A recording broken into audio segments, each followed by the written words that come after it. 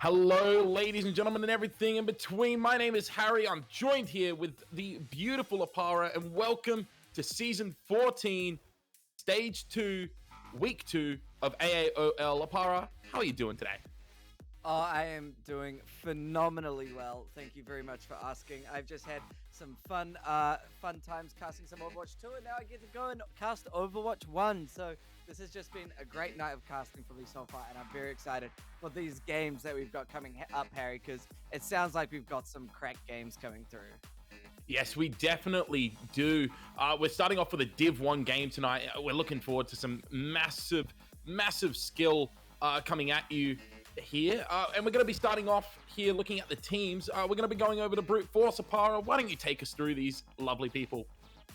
Absolutely. Brute Force has a pretty strong-looking roster, if I do say so myself. Starting off with Sabretooth on that main tank, loving the Reinhardt, and then moving into Baxter as their off-tank, rolling on the Zarya, probably. Maybe we might see a little bit of change, but that's their favorite heroes, at least. We got Z Beepus, who is apparently always popping off, especially on the Widowmaker. They're going to run that hit scan roll. And then Zero, the Torbjorn specialists themselves, will be coming up to help on that flex DPS. And then to help on the support side of things, we've got Safety on main support and Orangutan on flex support, opting for the Mercy and Ana, respectively. And the core of the team, just so you guys are aware, has been around for a while, and disconnected esports proteges, if I'm reading that correctly. You are indeed reading that correctly. But on the other side, their opponents, they're no slouches either. Starting us off, we have Rocket on that main tank, Winston being his favored hero, and he is an absolute nutcase on this hero at times, and I'm really looking forward to seeing that. Asa will take over the off-tank roles there. Diva is their favored hero.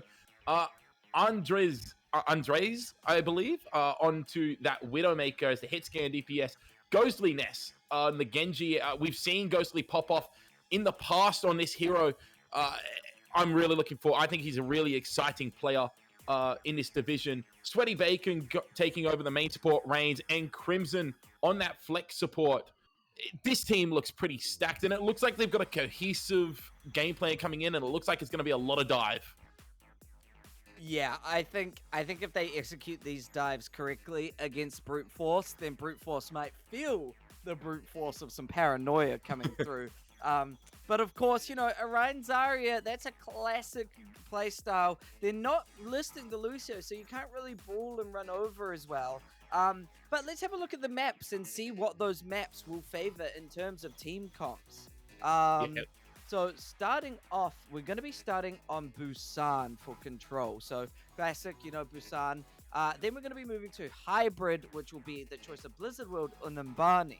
Moving into Escort, we'll have Rialto or Havana. And then the loser of the map before will pick whether we play Hybrid or Escort. And it will be whichever map we didn't play between 2 and 3.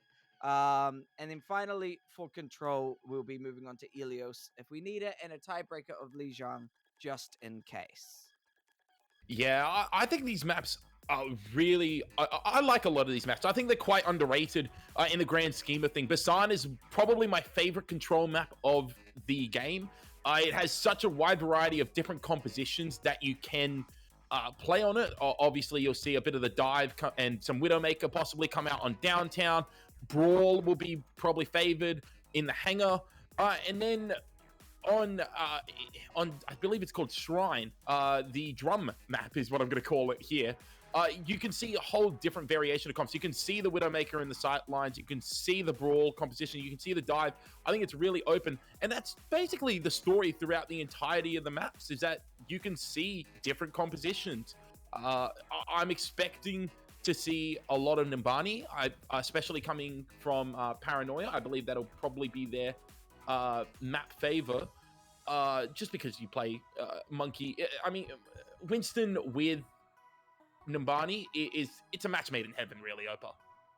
Yeah, oh, absolutely. Numbani's got so many different sort of high ground / low ground that you can play, a lot of places to jump around and just have a little bit of fun on it.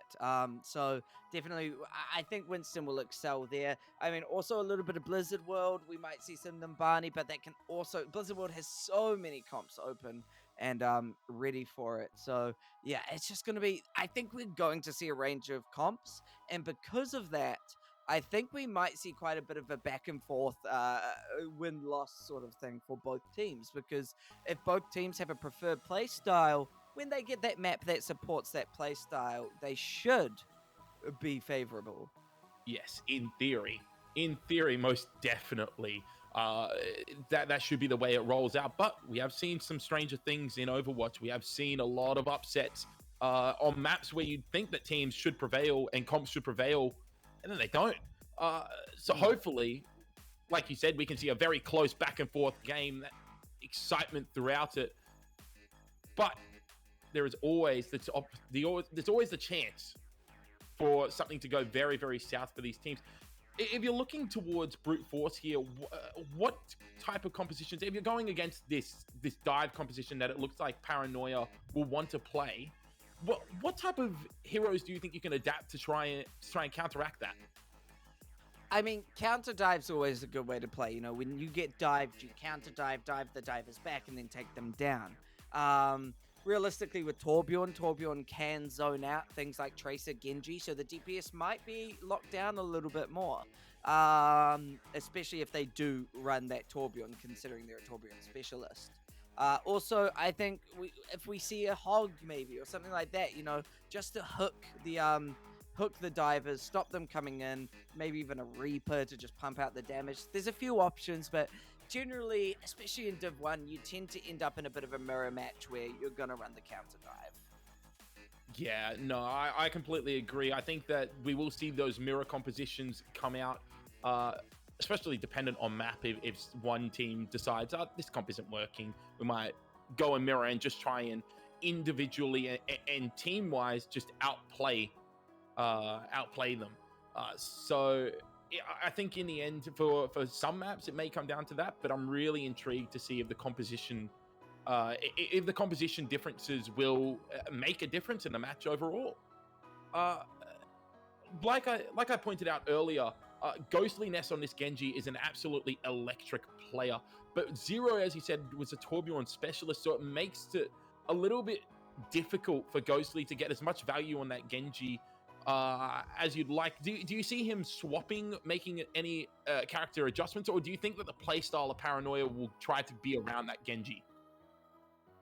I think you can probably support it, especially if you just make sure you take out the turret early, then Genji has a bit of free reign. I mean, the point of the turret is that when you try and go on the flank, the turret finds you, does some damage, and then the team also knows, okay, well, there's a turret, the turret's attacking someone's flanking us, you know. So, I think as long as they focus down that turret, then it should be okay, and their dive should work. Especially if you've got a Winston to bubble it, stop it from happening. But, well, we can't trust what we're seeing in Spawn. Now that I think about it, we can't trust what we're seeing in Spawn. No, never trust what you see in Spawn on any maps, especially if someone's on attack and just chilling out, hovering over the heroes. But if we were to trust it, it looks like a Doomfist may be coming out from Zbepis here, with almost like a Winston Rush composition, whereas on the other side we're going to see the Ball and the Diva, different play styles coming in. Who do you see picking this up, and what play style do you think will prevail here? I think if Doomfist gets some good early one-shot combos, then Doomfist should be able to roll through this, but we'll see right here, Harry. Yeah, no, they start fighting over this Mega health pack room over on the left here. And the Doofus is engaged. Zpeppers goes down immediately. Great hack there from Ghostly. That's really good patience coming from the side of LME Paranoia. And now they're starting to move in towards the point. Crockett does overextend a little bit and goes down. So Zero picking up that kill means the Pulse Bomb is already starting to build up. 62% and counting on the Doofus. It's coming back over towards this fight. Sabretooth's falling low, but it's going to be Acer who gets DMX. Now it's trying to play around the hacks, but unfortunately not enough value is going to be there. And it will be going over to the side of Brute Force there. And in fact, they're just cleaning up all of these stagger kills now. Zero getting Sweaty Bacon. Hoggers taking down Crimson. And Hoggers finishing off Crockett again. A second death for the main tank of Paranoia. Yeah, I think that was a really good rotation. Even with Beppis going down early, Brute Force decided to just go straight to point, start putting the pressure onto point, force them to us and get those kills. Early Coalescence to get aggressive. Yeah, very early Coalescence to get very aggressive, and Sweaty Bacon gets taken down by Zero with a Pulse Bomb. Ghostly does find revenge, though, onto Zpeppers, so it's a trade 1-for-1, but Hoggers takes down Crimson. Not enough healing in the back line right there, and using the Primal Rage to stay alive, trying to chase down Ghostly, and in fact does, going all the way towards the spawn there. Gonna be trying to get out, but is hacked up. Almost falls, but gets out with a lucky bubble, getting over to that Mega Health Pack and getting healed up. There's a lot of ults for just like a spawn fight, but it is working out. 3 ults committed. Meanwhile, we've nearly got 6 ults on the side of Paranoia, and out comes that self-destruct. Yeah, self-destruct out early, and Rally is forced out as well, but Hoggers found Acer before they could get back into mech. Self-destruct now from the side of Sabretooth just to get back into the mech as Crockett rolls through, trying to finish that kill off, but it's going to be Hoggers who falls in the back line. Crimson falls, still holding onto that Transcendence if they need it. Ghostly Nest falls, and no EMP is left in this fight. Pulse Bomb is still available, but Crimson goes down. They still haven't used any of these ults from the side of LME Paranoia. They don't want to have to use as many ults as they want here. Crockett falls, not up, but not before using the landmine, sorry. And Andre did pick up Doctor Who with a Pulse Bomb. Zero finding Crockett. Acer is trying to get into this fight, trying to finish down Zpeppers, but gets DMX'd as well. And this has just been such a clean round for the side of Brute Force. Great rotations and great engages.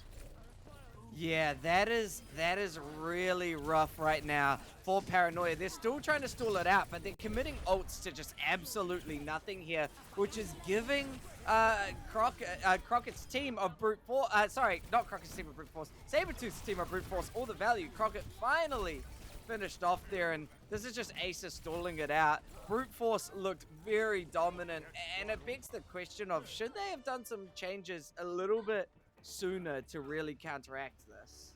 Zero ran an absolute riot in that fight. He picked up 4 kills in that on the Tracer. Almost no one was looking at him, and it was an overtime situation where you have a little bit more free reign because more people are focusing on the point. It was really interesting watching how the side of Paranoia played there. It was really, really interesting, and seeing Beppis as well get caught out of position quite a bit, and still being able to win the fight on the side of Brute Force. You have to be feeling good about that. Yeah, we haven't seen any Torbjorn yet coming up from Zero. Now opting for the Genji here. We'll see how that works. I think so far, comp-wise, we have been seeing a lot more domination coming through from Brute Force here, and especially because of Zpeppers. So hopefully Ghostly next can open this up for them on Sombra. Yeah, well, I mean, Ghostly immediately gets a hack, and Hoggers goes down before Orangutan can get down the Immortality field. Now it's going to be just a straight fight, and they swapped over towards this zombie brawl comp here, as it's affectionately known. Orangutan falls. They're just walking forward now, trying to get as much value as they can out of their monkey, and forcing this positioning. Zero goes down. Zeppa's got Acer, but it's going to be all LME Paranoia on the left side of the kill feed there as they take down Brute Force and will open their point percentage count. This looks so much better now. Ghostly Nest on the Sombra can hack those targets, and it looks like Paranoia really follow up on hack targets, and that's important, you know. Then you can get aggressive. This wraparound down the bottom, though, by Brute Force might open up some picks. Yeah, but now it's a Coalescence coming out, and that's so quick from the side of Crimson. They're going forward. Zero has been hacked, and they're trying to still move forward. Earthshadow doesn't really find anything, but Zpeppers found Andre. Hoggers did go down, but Zero found Sweaty Bacon. Doctor Who goes down. It's trading out 1-for-1 right now, but with the Moira still there, they have still So much healing. Acer falls, and the healing may not be of any use in the end as Crimson's dueling out Zero on the point right now. Zero falling extremely low, and so is Crimson. Crimson falls to Zero. Zero winning that 1v1 out in the end. Sweaty Bacon has come back. It's going to be Z-Peppers trying to get as much value on the meteor strike as possible. Resetting over towards Andre, trying to peel for his backline. It's going to be an EMP and a Death Blossom. Andre finds Doctor Who, and it's Acer finding Hoggers. Crockett does fall to a pulse bomb, but Andre finds Sabretooth before they can get back into mech. Ghostly Nest found Zero, and the point goes back in favor of LME Paranoia, despite giving up 9%. Man, Crockett literally was the game changer for Paranoia there. Popped the Primal to stall it out, but also got a couple of crucial picks to make sure that when the team got back, it wasn't going to be a sort of 6v6. Huge play by Crockett.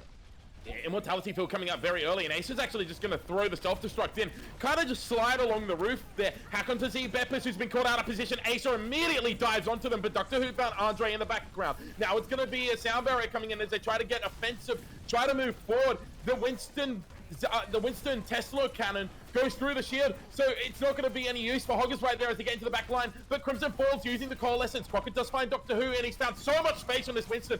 Crockett has been playing this round absolutely insane. As I say that, he does fall, but Sabretooth hacked in the back line is going to get D-Mech and possibly staggered out, or Zero has found 20 Bacon, so maybe it might be good just to take down the baby debuff. They do that in the end. Zero's forced to recall on the point, is able to avoid the hack from Ghostly Nest, and now it's going to be Hoggers back on the Wrecking Ball, immediately hacked up, falls to the ground, and it's just burst down so quickly. Great focus fire now coming out from the side of LME Paranoia. It's going to be a pulse one from Zero, doesn't really find anything. Zero falls low, he's forced to recall. Now it's going to be a dump onto the custody of Z-Beppis, and a Primal Rage coming out from Crockett. They're trying to go forward as fast as they can, trying to get onto these people right there. Z-Beppis using the High Noon there. He's taken out by Crockett. Crockett has gone absolutely beast mode on this monkey right now. Orangutan falls to the Primal Rage. Acer with a self-destruct finds Zero, who's unable to get out of there. Hoggers is on the point, just stalling it out, but eventually LME Paranoia will take this round and will be going to the third round of Basan. Man, they looked so much better this round. They obviously prefer this comp playstyle with the Winston, with the Diva. You know, that worked very well this time against what Brute Force wanted to bring to the table. So if they can keep up that precision, that stall, and that just making sure they confirm one pick after one pick, they should be able to take Busan nice and neatly here. However, now with Acer swapping onto Sigma and Crockett going to the Wrecking Ball, there's going to be a bit more poke, a bit more damage coming out. It's going to be a change of comp, but we'll see if they can make it work.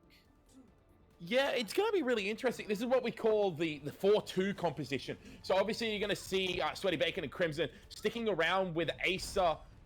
But no, it actually looks like it's going to be more of a 3-3 composition where you have your support sticking with your off-tank. And Crimson immediately finds Zero. That's terrific value from the Zenyatta. But Ace has been caught out on the right side. Ghostly does find Orangutan. And it's all a bit messy right now as Andre finds Sabretooth. Ghostly goes down to Hoggers, and Crockett now power driving into the massive players that is Brute Force. Doctor Who gets taken down by Crimson, who's found 2 in this fight. Z-Peppers does find Andre, and Crockett needs to be very careful here not to get stunned up. But with Hoggers going down, it looks like the fight is going to be going in favor of LME Paranoia as Crockett finds 3 in this fight. Yeah, you were absolutely right. That was a messy fight, but it was a messy fight always in favor of Paranoia because of that first pick by Crimson. Such an early pick, and it's testament to that flank. You know, they decided to push main whilst the rest sort of push that high ground, and because you have the flank, you can find that cheeky wee spot to get a good kill and get that early pick. Now with the Discord, a lot of damage is going to come through as Brute Force try to push in. Yeah, they try to push in. Crockett tried to get a flank around the right side, got stunned up immediately, falls very, very low. Is able to get out in the meantime, though. Zero went down to Ghostly Nest and Sweaty Bacon found Doctor Who. Crockett does fall, but it may be a little bit too late for the side of Brute Force. The Sabretooth falls as well, trying to walk forward. Crimson finds Z-Beppis on the Zenyatta here. Crimson has been playing pretty well on the Zenyatta in this round, was punished a little bit in the first round, but is really making up for it now. Yeah, now this is going to become quite a bit of, once again, that split playing. You know, hopefully Sigma doesn't get left on the high ground, but with that Flux and Transcendence to save it, they might get caught out. Yeah, well, I mean, it's firstly in the background, using absolutely no abilities, really, and finding both DPS. Crimson finds Orangutan, and all of the ultimates were basically used there for the side of LME Paranoia. You use the Rally, you use the Transcendence, you use Pulse Bomb, and you use your Flux. You come out as the fight winners, and you've got the point up to 70%. This is terrific for Paranoia. Yeah, Paranoia is happy. They've got the EMP in the pocket, and that is a pretty much a confirmed fight win if you can get most of brute force in that EMP. And then the minefield, you know, you can zone people off the point. You can zone people off from trying to touch. So they're in a really good position. There are a few ults for There's brute the force, EMP. but there's the EMP. Yeah, it's a really early EMP, and that's actually the perfect play right there, because it means that the Winston isn't going to be able to touch the point. Zero is on the point, but the entire team has fallen around him. It's the lone soldier. As I said that, though, Zepepis has found 2 in the background as well, and now they're trying to peel for Orangutan. It doesn't really matter. Orangutan doesn't need to peel. 1v1's Andre. No problem whatsoever for the Ana player there. Zero does go down, but they're able to get onto point. Sabretooth is there with the Earth Shatter if they need it, but Acer should fall quite quickly if they can get value. It's a high noon now coming out from Cassidy. Zebepis finding Crockett. And finally, the point flip comes in favor of Brute Force, despite what looks like a really promising fight for LME Paranoia. Zero kept brute force in this game by going in on that back flank and trying to cap point. It meant that the rest of the team could spawn. Brute force could then try and get those people who are getting over aggressive in their spawn, thinking they've won the game, and just pick them off and then take point presence. It worked perfectly. Smart play by Zero right there. Yeah, it was a really early postpone, but it doesn't matter. 3-man Shatter coming out from the side of Sabretooth, and that fight is just immediately won. That is terrific play coming out from the Reinhardt of Brute Force, and this composition swap seems to have worked. The swap over to the emergency Winston seems to be doing wonders for the side of Brute Force.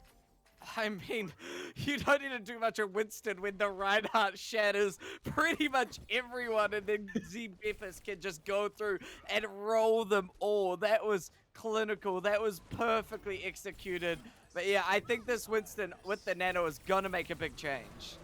Yeah, well, it's going to be the nano boost into the backline. Crimson using the Transcendence, but it's Crockett who finds Orangutan in the backline. Doctor Who does find Crockett, but Andre with a pulse bomb finds Bepis. Now it's a little bit of trouble coming out from the side of from Brute Force. Sound barrier coming out from Doctor Who, and it's going to be Acer using the Graviton Flux, not really finding anything. Hoggard taken down by Crimson. Andre found Sabretooth, and it looks like LME Paranoia are going to be able to keep themselves in this fight. They will be able to put the point eventually. It's just Zero who gets taken down. The point will flip over 99%. Can someone touch to keep the overtime going? It's Orangutan who gets on the point. Now they need to touch again, though. Andre takes down Zebepis. There's a lot of damage missing, but they get back to the point. Sabretooth is there on the wrecking ball. Hoggers gets hacked up and taken down immediately, though, on that Winston. Orangutan is still there. Now it's going to be Doctor Who tagging in with Sabretooth. Sabretooth falls very low, gets taken down. Zero does find Sweaty Bacon, and it's still going to be Doctor Who there, but Crimson takes them down on the Lucio. Zero hacked up and taken down by Ghostly Nest, and the map goes over to LME Paranoia. It's 1-0 here. Man, that was a really good fight for Paranoia. They started off with the flank, getting 2 really crucial picks. Crockett especially just opening up that fight for them. And then because of that, they were able to just clinically take one out after another. And sure, that led to a little bit of a stall coming out from Brute Force. You know, they could keep coming in, stalling one by one. But because they were continuously confirming kills, they were able to win that map. And so, yeah, LME Paranoia, which with what looked like a bit of a rocky start, really came back into their true colors on that on those second 2 parts of Busan here. Yeah, but even on that third map there, while map 1 and map 2 were decisive in each team's favor, map 3 was really, really close. And it was some late adaptations from Brute Force that kept them in that game. Obviously, with the Winston coming in, it threw LME Paranoia off the ball a little bit by the looks of it. They didn't really seem to know what to do about that. But then it forced even more adaptation from Paranoia about what to do against that Winston. Obviously, they only had to win one fight at that point, so they built up their ultimates. But to be able to think of that strategy on the fly, it looks good for Paranoia. Yeah, absolutely. I mean, both teams look like they've got some real strength going on here, and they just need to hone down, perfect that strength, and it looks like counterplay is going to be crucial because obviously, as you said, Paranoia, they came up with this counterplay to shut down Brute Force, but then also Brute Force ran onto the Winston, rather than playing the Sigma, and that also changed up the game for them. So both teams are certainly showing us why they're Div 1. The fact that they have the capability to do those crucial hero swaps. They know how They know when one of their heroes isn't working and what to swap to perfectly to make it work. And they also know really little niche things like Zero going onto the point, back capping it so that the rest of Brute Force can respawn and take out those people who are getting over aggressive. And that's what really makes the difference, even just little things like knowing exactly when to touch a point to try and stall it out, knowing exactly when to initiate, all that sort of stuff is what puts you in this high tier. And so it's really exciting to see. Now we're going to be moving into Numbani. This was Brute Force's choice here. Numbani is going to be, like we said, probably a little bit of Winston heaven. We're probably going to see a lot of dive, a little bit of Genji, maybe some Widowmaker, and there is the potential to finally see that Torbjorn we've been talking about and hoping to see. Yeah, maybe on the defense, we can definitely see that from the side of Brute Force. How much trust do you have to have in your team to essentially say to them, hey guys, I'm going to go to the point, you guys are 5v6ing now? That has to be so much trust that your team is going to be able to hold out and withstand for value to get taken as you're capping the point, basically. And I guess that shows how important synergy can be as well, and how important having a team so long form. They've been together for a while, having that type of team connection and how that benefits them. And we saw a little bit of that from Paranoia as well, obviously, with the Death Blossom EMP that happened at the perfect time for them to clutch that fight out. It really shows the benefit, though, to having that communication and that faith in your team and that synergy as well. Oh, absolutely. These teams, they will have been playing together for a wee while now, and so they will definitely have the trust to be able to be like, yeah, they can do whatever. I know I can go on the flank. I know I can do that sort of stuff. So, yeah, definitely having trust in your players to be able to go on the flank. Even just trusting Crockett and Andres on, like, Tracer and Wrecking Ball to go on a flank and be able to get a couple of picks so that then Acer and Crimson and stuff can go in and get aggressive onto the point. It's where teams make or break, is being able to trust that, you know what, sure, we may not be all pushing together, but at least we're all doing our parts anyway, and it is going to work. Yeah, most definitely. Back over towards the compositions, you mentioned that the Torbjorn might come out, and obviously I think that might be a good idea, especially on the defense and Numbani. You have it across one side of the high ground in comparison to everyone walking up the other side of the high ground. It gets so much value and it does so much damage. It's really annoying, actually, especially as a main tank player. If you are Paranoia and you're playing a lot of the Winston compositions and a lot of the Wrecking Ball compositions that we've seen, how do you think you adapt towards possibly seeing that type of Torbjorn play? I mean, there's a few options. You could try something like the Pharmacy to gun down the turret. Hanzo is also a really good choice. You just need to make those picks that give you the long range enough to be able to zone out the turret and take it out before it takes you out. Because of course, if Tracer's going to go in the back line, if Genji's going to go in the back line, and that turret's taking them out, then they're not going to be doing so much. So I would say something that's got a bit of long range, even maybe a soldier. Who knows? There's a lot of options realistically, and it just really comes down to what they think is going to be the best. We still might not even see a Torbjorn. They might not be a Torbjorn specialist. Who knows? Yeah, most definitely. And who? Obviously, we've only seen one map, but in that map, we saw a lot of individual plays coming out from different people. Who do you think we should be keeping our eyes on for this map? Who do I think we should be keeping our eyes on? Ooh, okay. I think Ghostly Nest is going to be big. I think Crockett will be big, but then I also think, both tanks from Brute Force are going to be critical for Numbani here. So that's what I think is really going to come through. If Crimson can keep up their sort of Zenyatta plays, though, Crimson could really, really push through and cause some devastation here. Yeah, no, I agree. I think Crimson looked really, really good on that Zenyatta, especially towards that third round. I think that they were finding crucial picks at the correct time. Someone that I thought really impressed me on the losing side of that round was Zero. I think Zero on the Tracer was absolutely running amok. And I think that Paranoia needs to find a way to shut him down, because he looks like he's ready to carry his team through fight should need be. Should the need arise, he seems like the type of player who will just go, right, everyone, get on my back. We're going now. Yes. Apologies for the wait as well, ladies and gentlemen. We are just having some difficulties. So we will get to the game as soon as possible. For now, you get to enjoy our beautiful faces. Yeah, oh, absolutely. It's always a good time to see our beautiful faces. I think both teams so far are looking very solid, and both teams are definitely going head to head here. So Numbani for us now is going to be very critical in terms of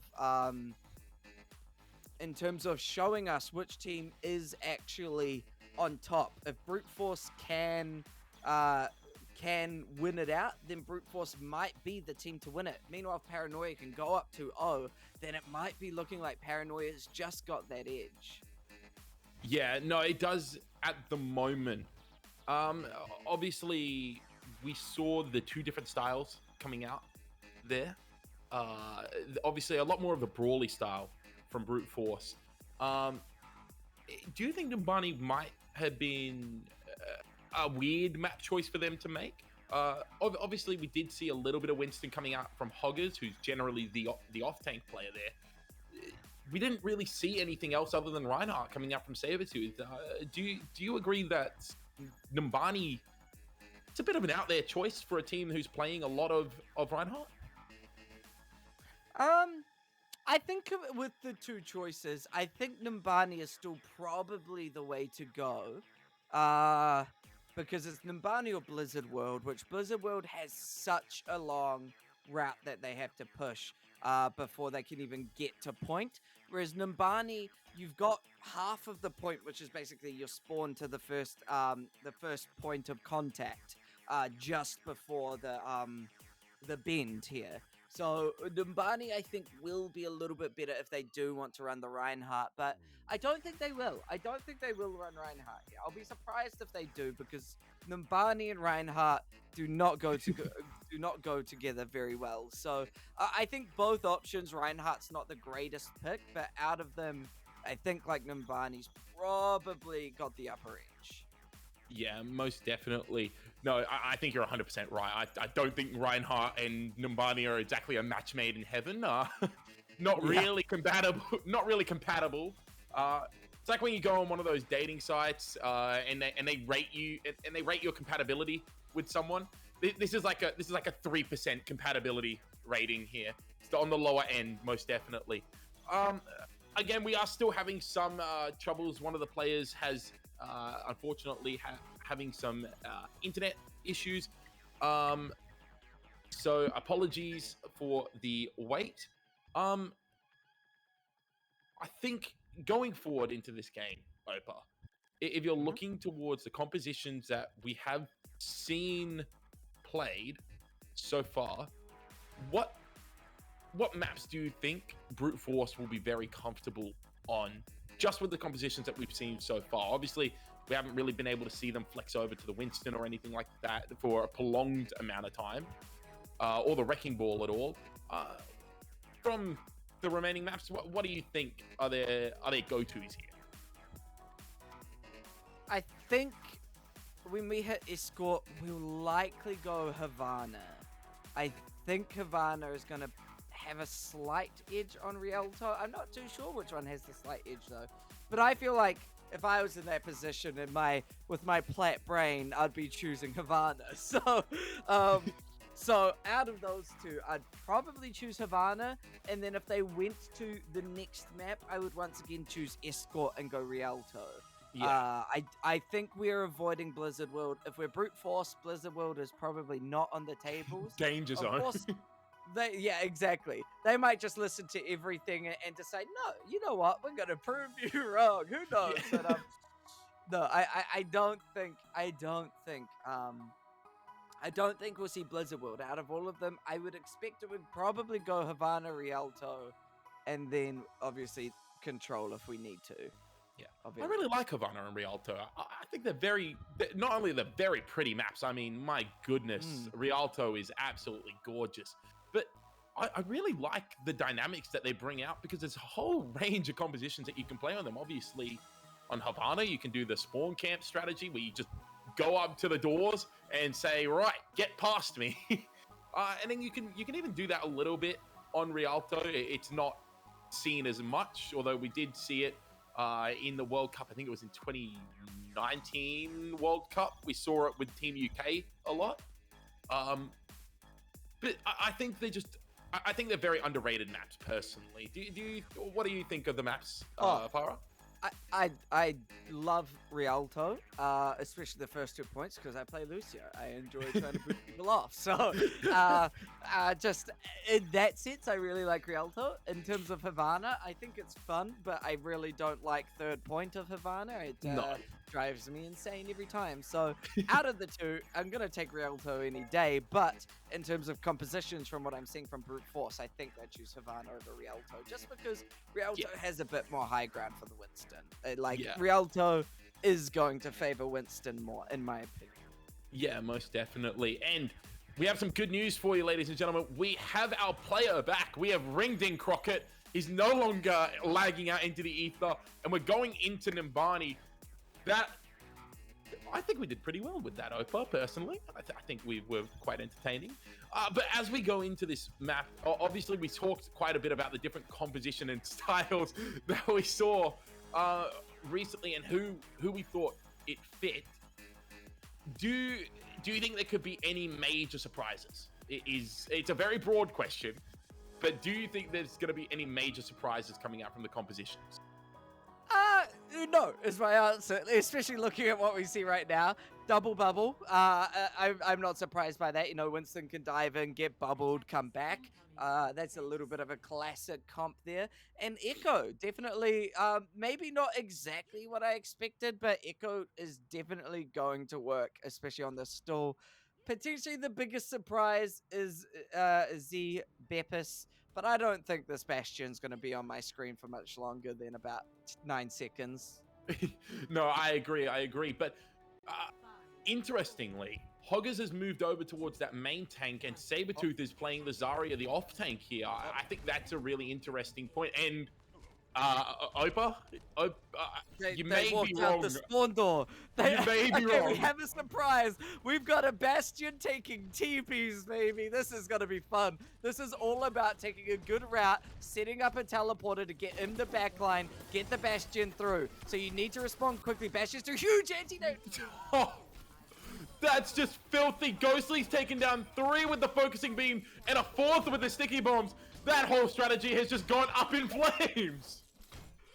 Sorry, I didn't expect that to happen so quickly.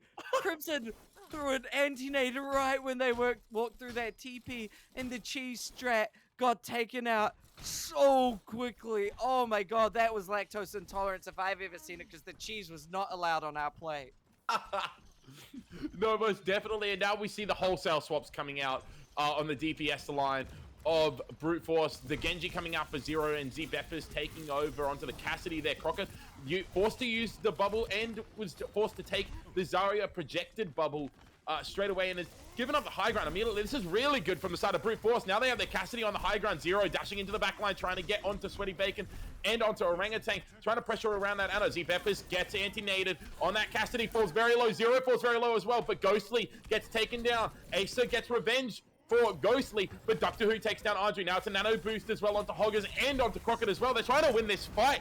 LME Paranoia, they use the Primal Rage as well. Crockett really wanting to take down Z Beppis here. Z Beppis staying alive really well on this Cassidy, but eventually goes off the map. Without the damage of Z Beppis there, it could be difficult to sustain the fight, but Hoggers is in the back line, going absolutely bananas. Hoggers found Crimson and used the Primal Rage to find Ghostly. Crockett goes onto the high ground, gets anti-nated, stunned, immediately taken down. Andre is taken down by 0, and Acer is the last one standing and will eventually fall to the combined might of Hoggers and 0. Now, there was a little bit of commitment coming through there that I don't think was necessarily needed, especially the Nano onto, not the Nano, sorry, Crockett's Primal Rage trying to stall out that backline. I can see trying to go for the hero play, but you almost want to just save it and reset at that point in time because realistically, it looks like a team fight win for the side of Brute Force, and it's exactly what it was. Now they're able to make a bit more progress, and the ults are a little bit more in favor of Brute Force. Ooh, great bubble coming out from the side of Acer, saving Ghostliness right there, and a great stun from Sweaty Bacon takes down Zero. Now it's going to be a duplication, but Ghostly gets booped back immediately. That's great play from Doctor Who.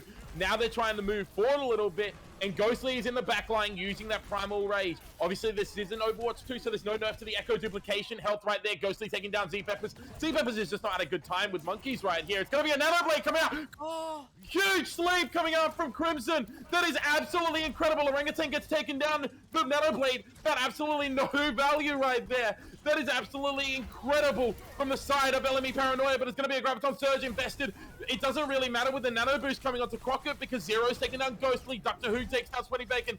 Acer as well. Hoggers is forced to use the Primal Rage. Finds Crimson all the way in the back line. Crockett used the Primal Rage as well. Another ill-timed Primal Rage from the side of LME Paranoia. And that means that this fight is over and they continue to move the point. Man, I said the ults were in favor of Brute Force, and the reason I said that was because Zero had Blade, but Zero got taken out straight away, had to go back to spawn, so then all of a sudden, Paranoia were looking so good. Zero pops the Nano Blade once they respawn, gets slept instantly, but then the grab allows Zero to do all the work anyway. Sabretooth came through with that grab. Yeah, 100%. Sabretooth absolutely clutched up with that. But now it's Ace's turn. Graviton Surge coming in. But Orangutan found Ghosting Nest, and Andre goes down. Huge pulse ball from Andre. Finds 3. That is incredible. Sleep dart onto Orangutan. Crimson has been absolutely insane with these sleep darts. Orangutan using the anti-nade, trying to keep themselves alive, but Sweaty Bacon takes him down. Doctor Who falls off the map. That is such a clutch pulse bomb coming into that Graviton Surge. Huge plays coming out from LME Paranoia.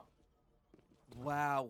These grabs have been great on both sides. Sabretooth's grab team wiped, and Ace's grab team wiped. So obviously these Zaryas are head-to-head in their capabilities now. And now, in terms of ultimates, the field's a little bit even. It's looking like Beppis has the Deadeye. Meanwhile, Sweaty Bacon and Crimson are both going to build up a rally and Nano very shortly. So in terms of ults, it's sort of anyone's game, but the Deadeye is going to open up this fight. Yeah, Deadeye very, very early. It's procs really early. Acer goes down immediately afterwards as well. Hoggers gets onto the backline. Crimson goes down. Z-Beppis finds Sweaty Bacon, and it's going to be a Nano Boost invested onto the Cassidy on the side of Brute Force. Primal Rage as well from Crockett and from the...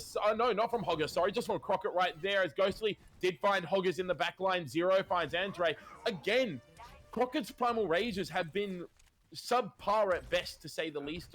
Now, he really hasn't had great timing with them. Yeah, and I want to talk about Beppis's Deadeye there, because whilst it looked like it didn't do much, it put Acer hiding behind the payload, which gave Zero the perfect opportunity to just dink in a little bit of damage and then take them out. It opened up the fight, and Crockett's going to open up this fight.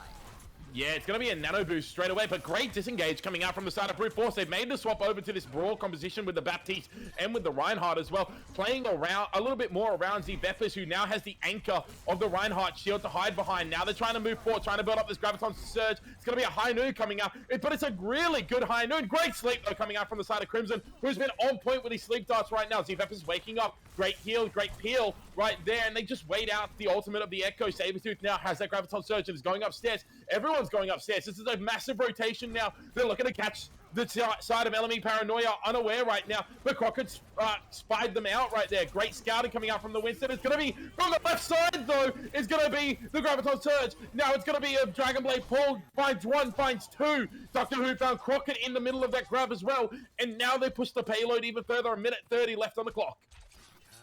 That was a good push into the high ground with Sabretooth sort of not going there so they can throw the grab wherever they wanted. I really liked that. That was smart, you know, that getting that grab positioned in a little bit of a better location to confirm a couple of picks there. Amplification Matrix to start this fight off. We'll see how that works for them. I don't think it's going to work very well for them, especially with like on Surge. As I say that, Ghostly gets taken down. It's going to be a pulse bomb invested, but the Immortality Field keeps Hoggers alive.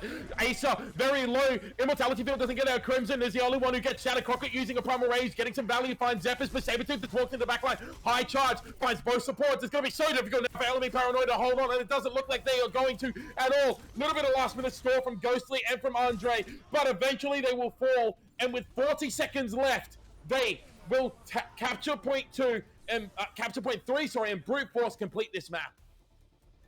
Yeah, the grab looks good, but there was an immortality field. Baptiste, you know, he can throw that immortality field, and nobody focused it down, so the grab got no value there.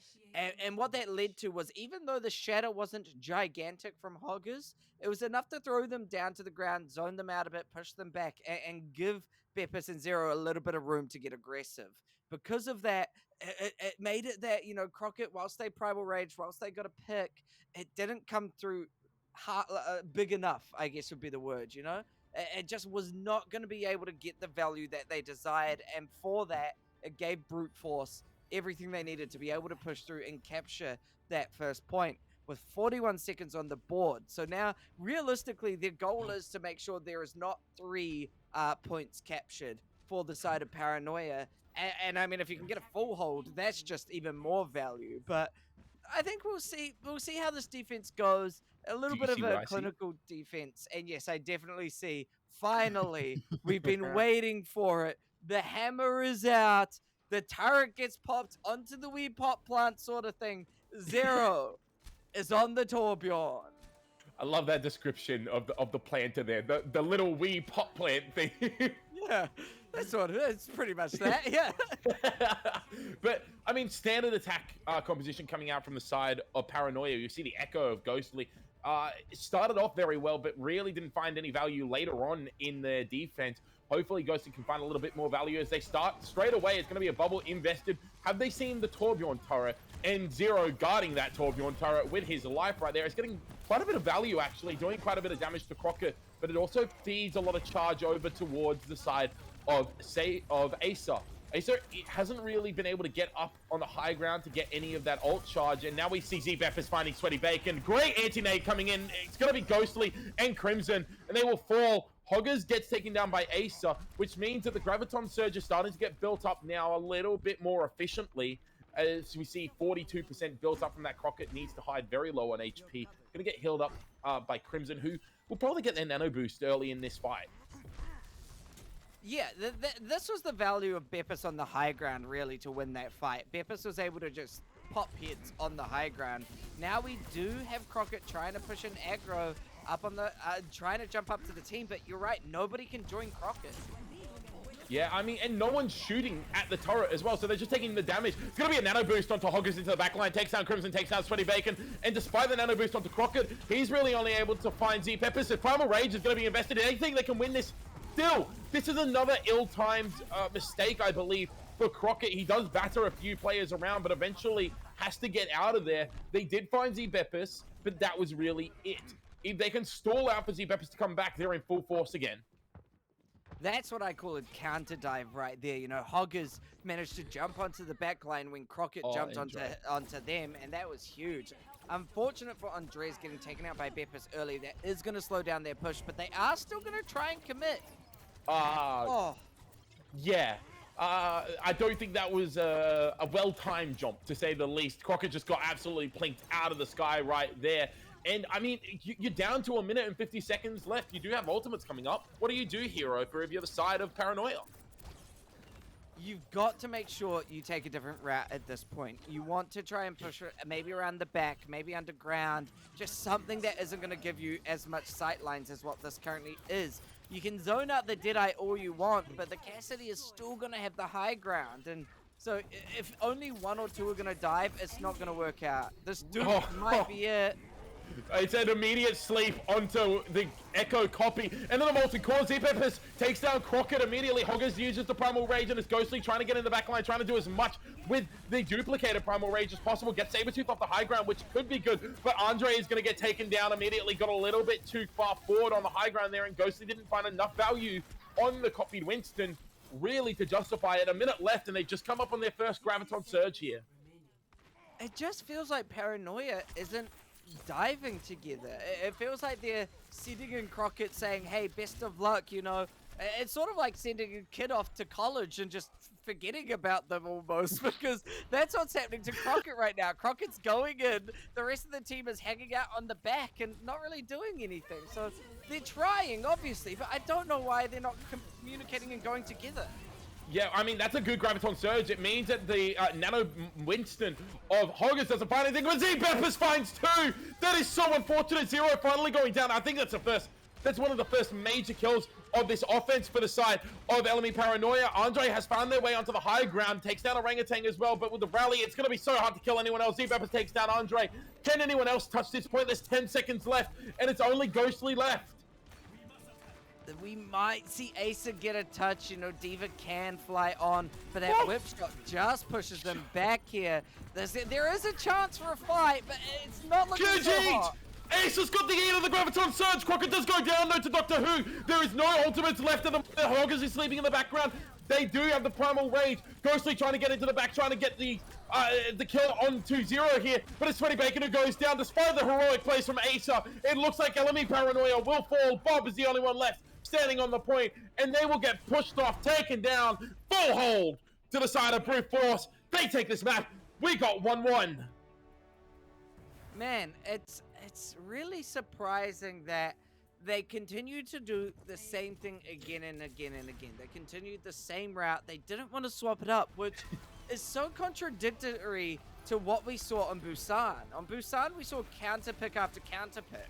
I don't understand why they decided, you know what, let's continue sort of pushing this broken horse across the finish line, but that's never gonna work. I don't understand what the logic was there, and it did really punish Paranoia for it, because of course Brute Force, they could just play on the high ground, they could just continue to zone out the likes of Andres, Crimson, Sweaty Bacon, you know, Crockett jumps in, but then nobody follows up, and because of that, the support get taken out by Z-Beppis or even by the likes of Sabretooth or Hoggers. It was just interesting calls. Yeah, no, I completely agree. They really needed to flush that high ground, that high ground opposite of where Brute Force were off, because realistically, you just had either Z-Beppis or Zero sitting up there the entire time, feeling uncontested.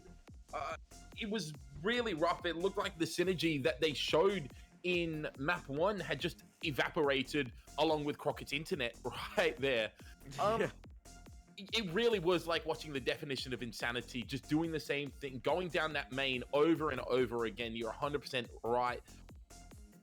Obviously, the game plan for LME Paranoia wasn't the best for that map, but going into this next map, you have a couple of maps that look like they might favor you on paper, especially seeing the heroes that you like to play. As long as they can get their synergy right, you'd think that they can pull it back here. Yeah, I expect them to go Rialto. I don't believe Paranoia would choose anything else here. However, I mean, Sabretooth and Hoggers looked good on the double bubble, which is a little bit of trouble for Paranoia. It makes me worried, considering Brute Force now showed us that their Winston works wonders. And Zero on the Torbjorn can obviously set up a turret and then let that turret just thrive. I am genuinely worried for Paranoia, and I hope they find something to change it up.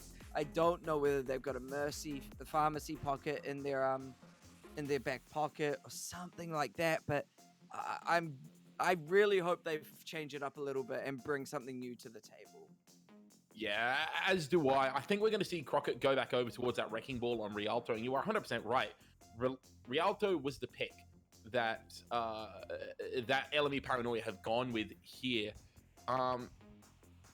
What do you think this does towards the mental of Paranoia? Every time I cast, I always kind of think about how the players are thinking, especially after what really was quite a vicious defeat on that map there.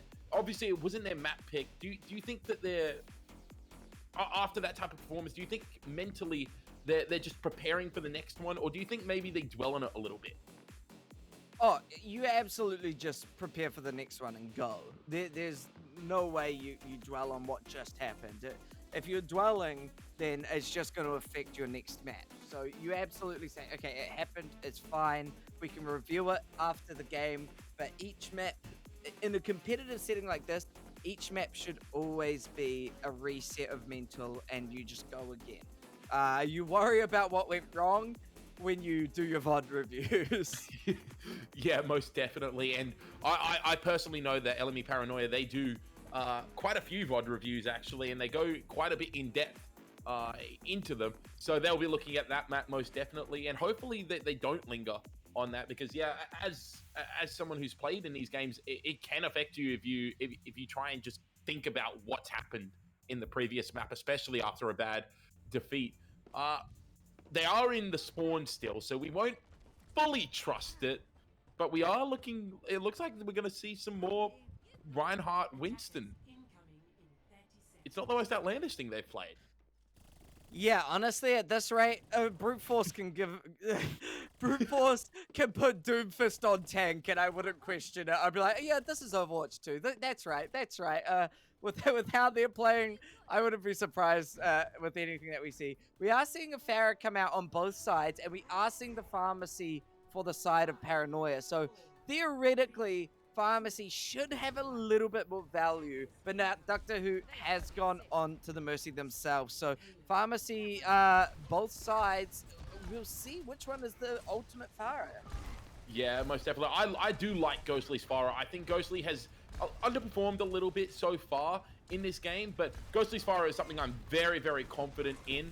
And hopefully they can synergize around that. Although Crimson goes down almost immediately. That's some great value from Acer. Finding value. Ghostly just immediately finds 2 mid-air rockets in response, though. That is great Pharah play coming out from the LME Paranoia Flex DPS. Terrific gameplay as we see Sabertooth trying to pin through onto Acer. But, I mean, he's surrounded. What can Sabertooth do right now? Absolutely nothing as Crockett finishes off the Reinhardt, the main tank foe right there. Zeppis trying to get some value out of the Widowmaker sightlines, really unable to do so far. As I say that though, takes down Crockett, and Ghostly gets taken down. A bit of revenge for 0-0, gets taken down by Crimson. It's going to be a resurrect on the ruse there from Doctor Who. Falling down to half health is going to be Crockett, who gets resurrected by Sweaty Bacon. Now they need to be careful as Sabertooth comes in, back in, charging from the spawn, back to the point. And it looks like this fight, it will eventually be over. The positioning is all there for Brute Force, and the kills are there as well. Yeah, that was spawn point being just a little bit closer for Brute Force there, and they were getting 1 or 2 picks every time. You know, in fights like that, you need to make sure you're getting picks. If you're not getting picks, then you're probably going to lose it. And now, I think Paranoia, with how deep Hoggers is, are going to just have to play for second point. Yeah, I 100% agree. We see the nano boost going over onto 0 on the far end, immediately trying to get value. Orangutan gets taken down by Crockett there, and Doctor Who taken down by Acer. Now it's a nano boost onto Acer as Crimson falls, but really clean re-engage coming out from the side of LME Paranoia as Hoggers once again goes in just to die and go back to spawn. And Paranoia just showed why I'm play and why I play by play, because I said they shouldn't go in, and they said, no. Let me show you something. They dived in, they took out Orangutan so quickly, and literally confirmed that fight. Doctor Who was rezzing Hoggers in the back line, and it just was not helping. So, you know what? I'm sorry for saying they shouldn't have done it, and I'm proud of them. Ooh. Ooh, well, Ghostly, no, Crockett! Crockett goes off the map. Ghostly got taken down whilst using the barrage there, and Crockett falls off the map in the primal rage. That's 2 ultimates down the drain right there. Orangutan gets rezzed up. It's going to be a self-destruct now from Acer. Hasn't really found any value with these recently, but as I say that, finds both supports. Huge anti coming in. 0 uses the barrage, only finds Crockett and Acer. Crimson is still there, keeping the team alive. Sweaty Bacon comes in for a resurrect. That was just... That was so back and forth. That looked like it was in favor of Brute Force, but somehow Paranoia come out in favor there. Yeah, even with the early picks, Crockett jumping off the map, even they managed to come back just in the nick of time because they got that early death and were able to stall it out. And now with 50 seconds on the clock, Brute Force is gonna have to find something to really bring the pressure on. Yeah, well, I mean, they've immediately found something. It's Crockett and Andre. They fall immediately. Now it's a nano boost over towards the side of Hoggers. They're trying to go forward a little bit. Anti-nade onto Acer. Acer's deep in the back line. Is going to get taken down eventually. Will die on the cart just to get a little bit of stall time, but it's going to be Zero who gets taken down immediately, rezzed up. Now it's Ghostly getting the nano boost. They're trying to invest and win this fight. Ghostly finds one, finds two, finds three. Ghostly is going absolutely bananas on this far right now. The flex DPS for LME Paranoia. No stopping him. There is absolutely no stopping him whatsoever. Sabretooth needs to get out before they get DMEC and stalled out. But it's going to be the DMEC taken down immediately. Zero gets taken down as well. Can anyone touch the point to get the overtime coming? It's going to be Doctor Who trying to get there, but it's going to be a barrage straight to the face of the Lucio. Great play coming up from LME Paranoia. Oh, the Nano Farah. It just steps on you and steps on you. I like to call it the Goomba Stomp because you can just jump on heads and go from head to head with those rockets. It's Ghostly Nest really giving us a masterclass on Farah right there. That was so good. Crimson throwing the nano onto them and then having Sweaty Bacon just pharmacying them. They only have to push to pretty much the end of first point to get the victory here. So it's going to be an uphill battle of defense on the side of Brute Force. They're going to play perfectly if they want to get this win. Yeah, no, I 100% agree. They need to play perfectly, and we see the double shield coming out. They've gone, you know what? No one will have fun this game. No one will have fun on this round. Double shield coming out with the Cassidy and with the Ash, the Mercy, and the Baptiste. We see Andre hovering over that Genji, Ghostly on the Tracer, and the dive composition looks like it may come out, although we might see a little bit of a swap up in the DPS. Ghostly might go over towards that Genji. Andre will probably not be playing Bastion, although we have seen it already today. Now, this is interesting. You have such a successful time on Pharmacy and then decide to drop it all together. I mean, it looks like they might even be just setting up Bastion on the payload. I could believe it comes through, but no, there is this final little bit of a swap there onto Widow. Interesting to decide we were so successful in Pharmacy. Now let's swap it up. They probably predicted the double shield here. So hopefully Ghostly on Tracer can get in behind, find a crucial pick onto Doctor Who or Orangutan, and then roll through them. I don't know. It's going to be interesting to see. Oh, but that's not good. No, that's not good at all, actually. Crimson going down immediately. So little heals now for the side of LME Paranoia. Or I say so little heals. The Brigitte still outputs quite a bit of healing as Zero's hunting around. He knows Ace is in that room there. The Cassidy putting in so much damage. Crockett just gets halted, stunned up, headshot a couple of times, gets taken down immediately. And it's going to be Ghostly on the Genji trying to get some value. Immediate dash in, gets 20% towards his ultimate, but goes down to Z-Pepper. Z-Pepper is just hiding behind the shield with a Mercy pocket saying, come on, get in my line of sight. Yeah, that was the really good hold. Z-Bepis really showing us why Ash can be so good in times like these, especially when you got a double shield that you can just stand behind here. Now Croc is feeling a little bit of pressure, and the Deadeye from Zero is going to be used likely on a flank would be my thought, but we'll see how they do it. Yeah, well, Andre loses the 1v1 to Orangutan there. It's going to be an Immortality Field used to counteract Crocker on the Nano Monkey, but Ghostly finds Zero in the backline, who is channeling the High Noon on that Cassidy. Ghostly goes down to Z-Peppers, who again has got the better of the DPS counterpart right there. And it's going to be Beppis finding Sweaty Bacon as well. With the drums down, the damage amplification from Orisa right there, it looks like this fight has just been cleaned up from the side of Brute Force. That is immediately... it just turns it around so quickly. That was so much damage for Z-Bepis. An Amplification Matrix and Supercharger, like, that is just confirmed one-shots no matter what. Like, that's so much damage. The Flux as well is a lot of damage. Yeah, that's a massive Flux. It actually DMX Acer there, but doesn't take down Ghostly. It was a good bubble from Crocker and good defense matrix usage from Acer. But again, they lose the fight before it really begins. They don't really build up a lot of ult charge there. They swapped over towards the Hanzo now to get a little bit more poke, but you're coming up on the Nano Blade. I guess that's what you're relying on, but Bob is a pretty good counter to that. And you're not going to be able to really get the Mercy, and Andre gets picked up immediately. Yeah, I think that that Flux was huge. I mean, that really, even though it was only 2 people, it made sure that that fight was going to be a fight win no matter what, because you're not maybe getting the full kills, but you're getting a DMech, you're putting a lot of damage onto their tank, and you're forcing the reset. Out comes a Blade. Yeah, here comes the Nano Blade. It's going to be the Valkyrie in response as well, but he's found two already, Z-Peppers and Sabretooth going down. They're looking for the Resurrect right now. The rally came in from Sweaty Bacon as well, so that they didn't really lose too much. Z-Peppers is the one who benefits from the Resurrect immediately. Orangutan goes off the map. It's just going to be Hoggins on the point right now, though. Full health, just sitting there, stalling out so much time, and this means that they're going to be able to get back in for another fight. There's 45 seconds left. This could be the last fight of the map. You know how important that stall was? Hoggers has given enough time for there to be one more team fight. And with Z-Peppers taking out Andres quickly, this team fight could definitely go the way of Brute Force if they play it correctly. Yeah, and the Anthony was forced out of Crimson there. It's going to be a self-destruct from Acer finding Hoggers, but Hoggers gets resurrected immediately. Sabretooth does fall to Ghostliness, but Z-Peppers found Sweaty Bacon. Z-Peppers has been left alone to do whatever they need to. Zero takes down Croco. Crimson falls to Orangutan, and Orangutans find Andre as well. Hoggers takes down Ghosty. There's 10 seconds left. I don't think anyone's going to be able to touch Opa. Yeah, no, I think that's just confirmed. If someone tries, you can pull them back. Supercharger to really shut it down. Acer just gets the touch, but the Deadeye zones him out.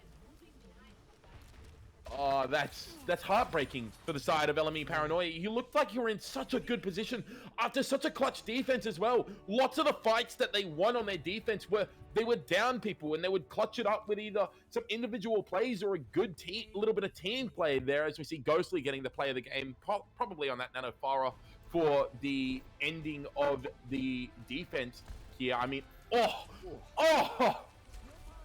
couldn't get the boot out there, but that's just, that's filthy. Goomba stomps. That's filthy. Why they're called the Goomba stomps. Land on the heads and drop rockets on top of them. That's it's so fun to watch. I love Farah plays, not gonna lie. That is filthy. But what do you do now for Paranoia? That looked like your best chance to win a map so far. I mean, obviously they've won a map so far, but it looked like a really good opportunity for them to close that map out, and they just couldn't. What do you do now if you're Paranoia? It's Blizzard World is the map choice here. That's what I was gonna say, is Blizzard World. I think Blizzard World might be the only chance to try and weaken Brute Force's defense. They like the Ryan Winston a bit, but I mean, they're showing us they can run anything now. Double shield. They've got a lot up their wheelhouse, and yeah, when it looked like Paranoia was going to do it, Brute Force somehow managed to come back. So I don't think I can put any bets against Brute Force anymore. And honestly, I think they might have some strategies up their sleeve for Blizzard World. I mean, heck, even Zero on Torbjorn can work wonders when you put the turret on like the back side of Blizzard World. So there are options here for Brute Force to really look quite dominant on this last point. Yeah, I agree. I think Brute Force have really shown their flexibility and their synergy, as well as really good individual play. Especially Peppers and Zero have really impressed me over the course of the last few maps, over the course of these 3 maps so far.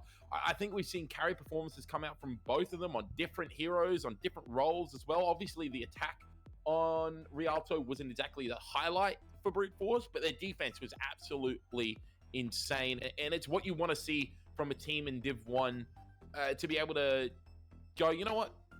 We didn't get as far as we wanted to on our attack, but we're not going to let them get to where we got to on defense. I mean, come on. So I think that's really good. It shows really good mental fortitude from the side of Brute Force. As we go in, what compositions do you think we're going to see? Do you think that Paranoia are just going to continue on this Winston, on the Divas, and on the Wrecking Balls as well?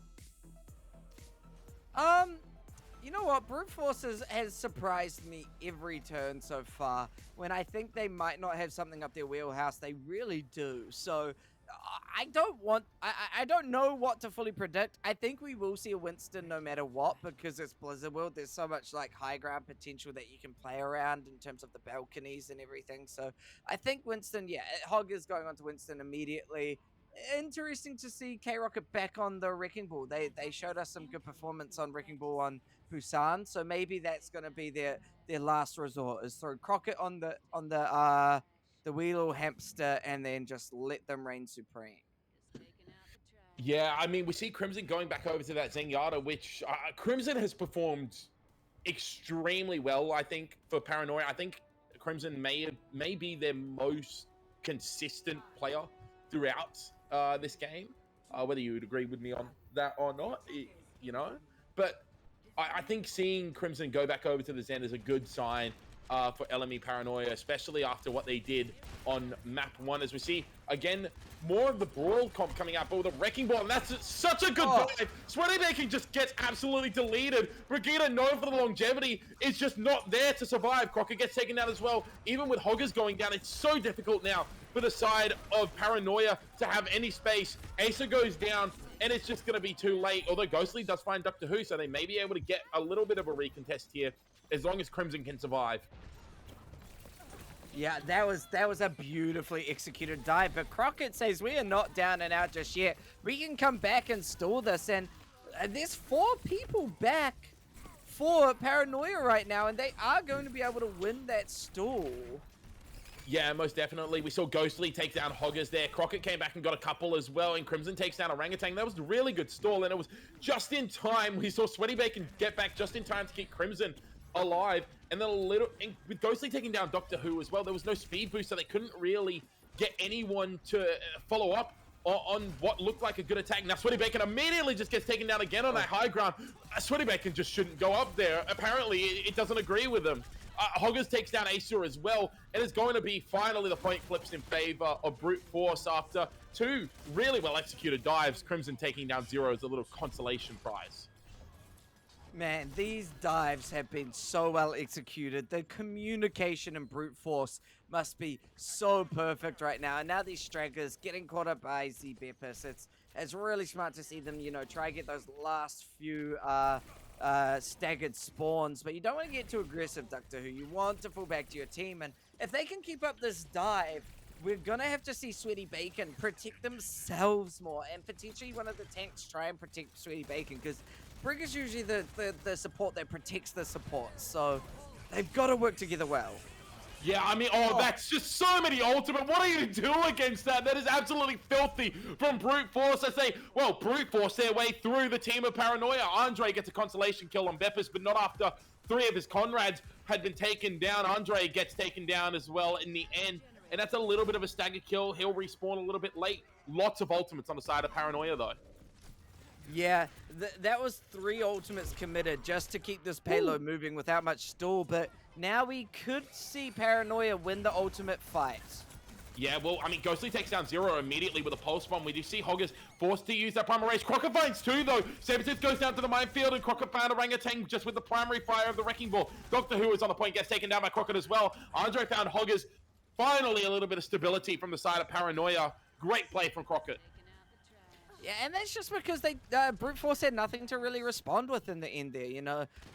They committed everything to that first fight, and then they just went through and got kind of rolled by ultimates. So now the ultimates are still really sitting pretty on the side of Paranoia as well. They've got Bob, they've got a Transcendence. It's a bit of a battle for Brute Force. Yeah, it's going to be the rally coming out and going to be the sound barrier as well. Pile drive into the Graviton Flux. Orangutan falling very, very low, but well protected right now until eventually taken down by Crockett. Rolling through. Andre's Bob is on the point, shooting at everyone right now. Zbepis gets taken down by that. Hoggers got taken down by Asa. Crimson eventually taken down by Doctor Who, and Sabertooth. Ghostly Nest finds him. It's just going to be Zero trying to run away right now. Can he get out? He's half health. He's 1 HP. Taken down by Crockett. Man, this is what you want to be playing now, is that perfect ultimate usage every round. Now they've got a Transcendence to deal with whatever gets thrown at them, and they're not going to have something thrown at them for a while. Of course, it looks like Brute Force are pretty much halfway to anything decent here. Meanwhile, Ghostly's going to be able to pop a Pulse Bomb, so this Pulse Bomb could slow down the push if used correctly.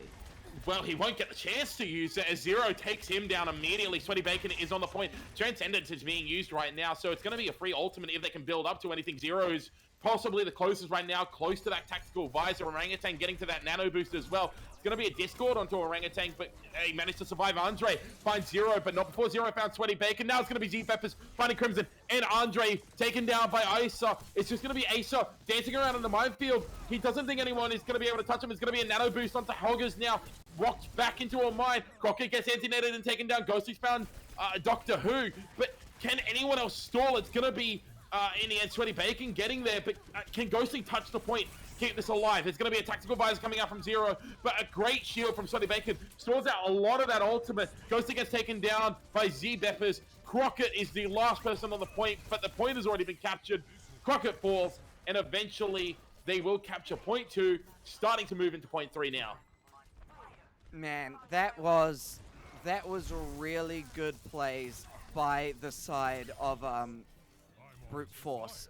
Beppis, even without their ult, managed to get 2, maybe even 3 kills on the Genji, and you want to be able to get those fights where you're not committing ultimates, but you're getting kills still.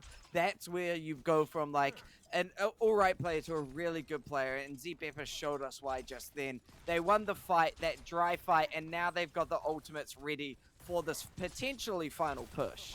Yeah, you have to flux this Nano Blade. He gets a rock on him and tries to flux, but gets taken out immediately. Z-Beppis has found Andre and Sweaty Bacon in the backline as well. What a great and efficient fight win for the side of Brute Force. They have absolutely turned this series around since map 1. It's just been absolutely insane gameplay coming out from those. Andre goes out just a little bit too far from his spawn, gets taken down. It's going to be a pulse one, doesn't find anything, but Hoggers gets taken down by Crimson. Crimson now 1v1ing the Soldier, forced to use Transcendence just to try and keep his team alive. Asa finds Zero, now it's moving over towards the point. They will win this fight eventually, but it was really, really close to being captured. A minute 30 left on the timeline, and honestly, it feels like that the time should have been a little bit better. Yeah, it's been pretty dominant fights for Brute Force, but it has been that middle point stall was really good for Paranoia, and that's what gave them the time bank here. Now, one thing that happened in that last fight was Ghostly Net. Now on the Tracer, they managed to do what Zero did at the very start of the game. They played in that backline and gave the rest of their team enough space to be able to get up, respawn, and get a couple of picks. So keep an eye on these Tracers. They're really good at what they do.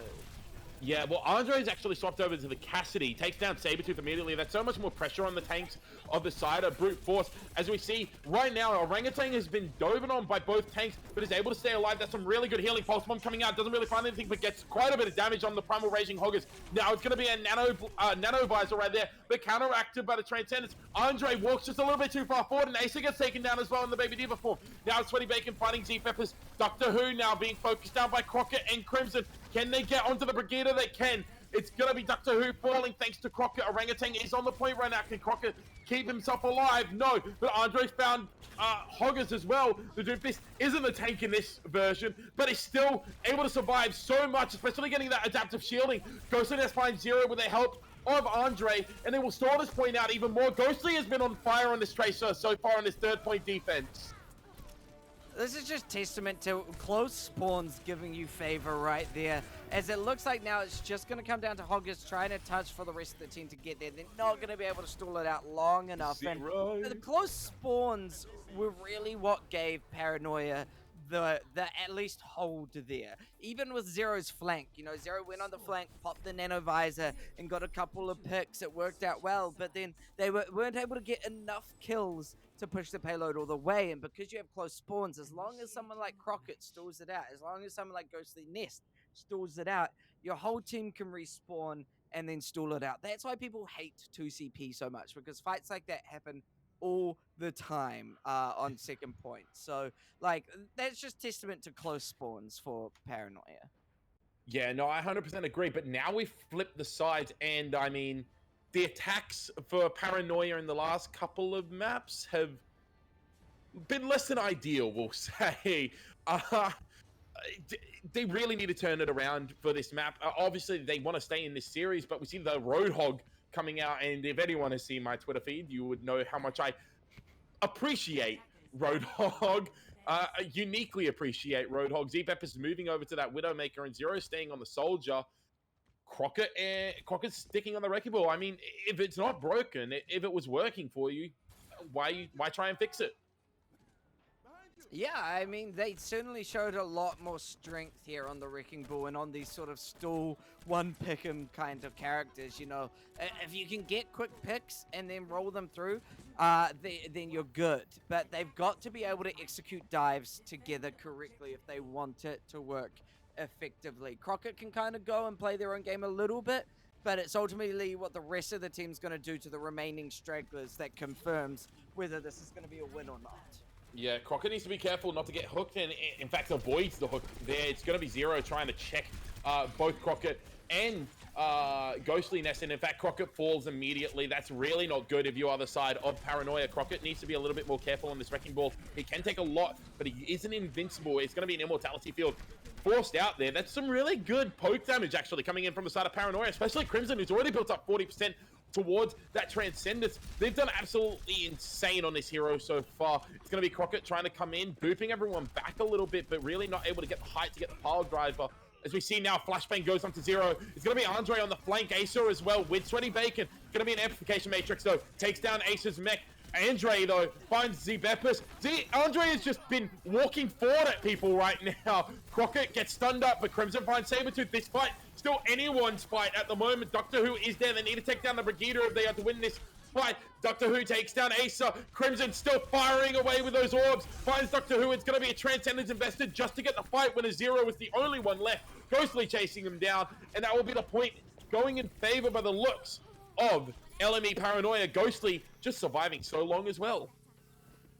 Paranoia definitely had the advantage in that game in that fight for a lot of it, because they were always up about 2 players in a majority of fights. So Paranoia looked strong, but it is testament to how good Brute Force are at not dying. You know, Brute Force are showing us that they can continue stalling and staying alive, especially when a tank can build ult that quickly. But Crimson getting an early pick onto Zero. Crimson? Devastating.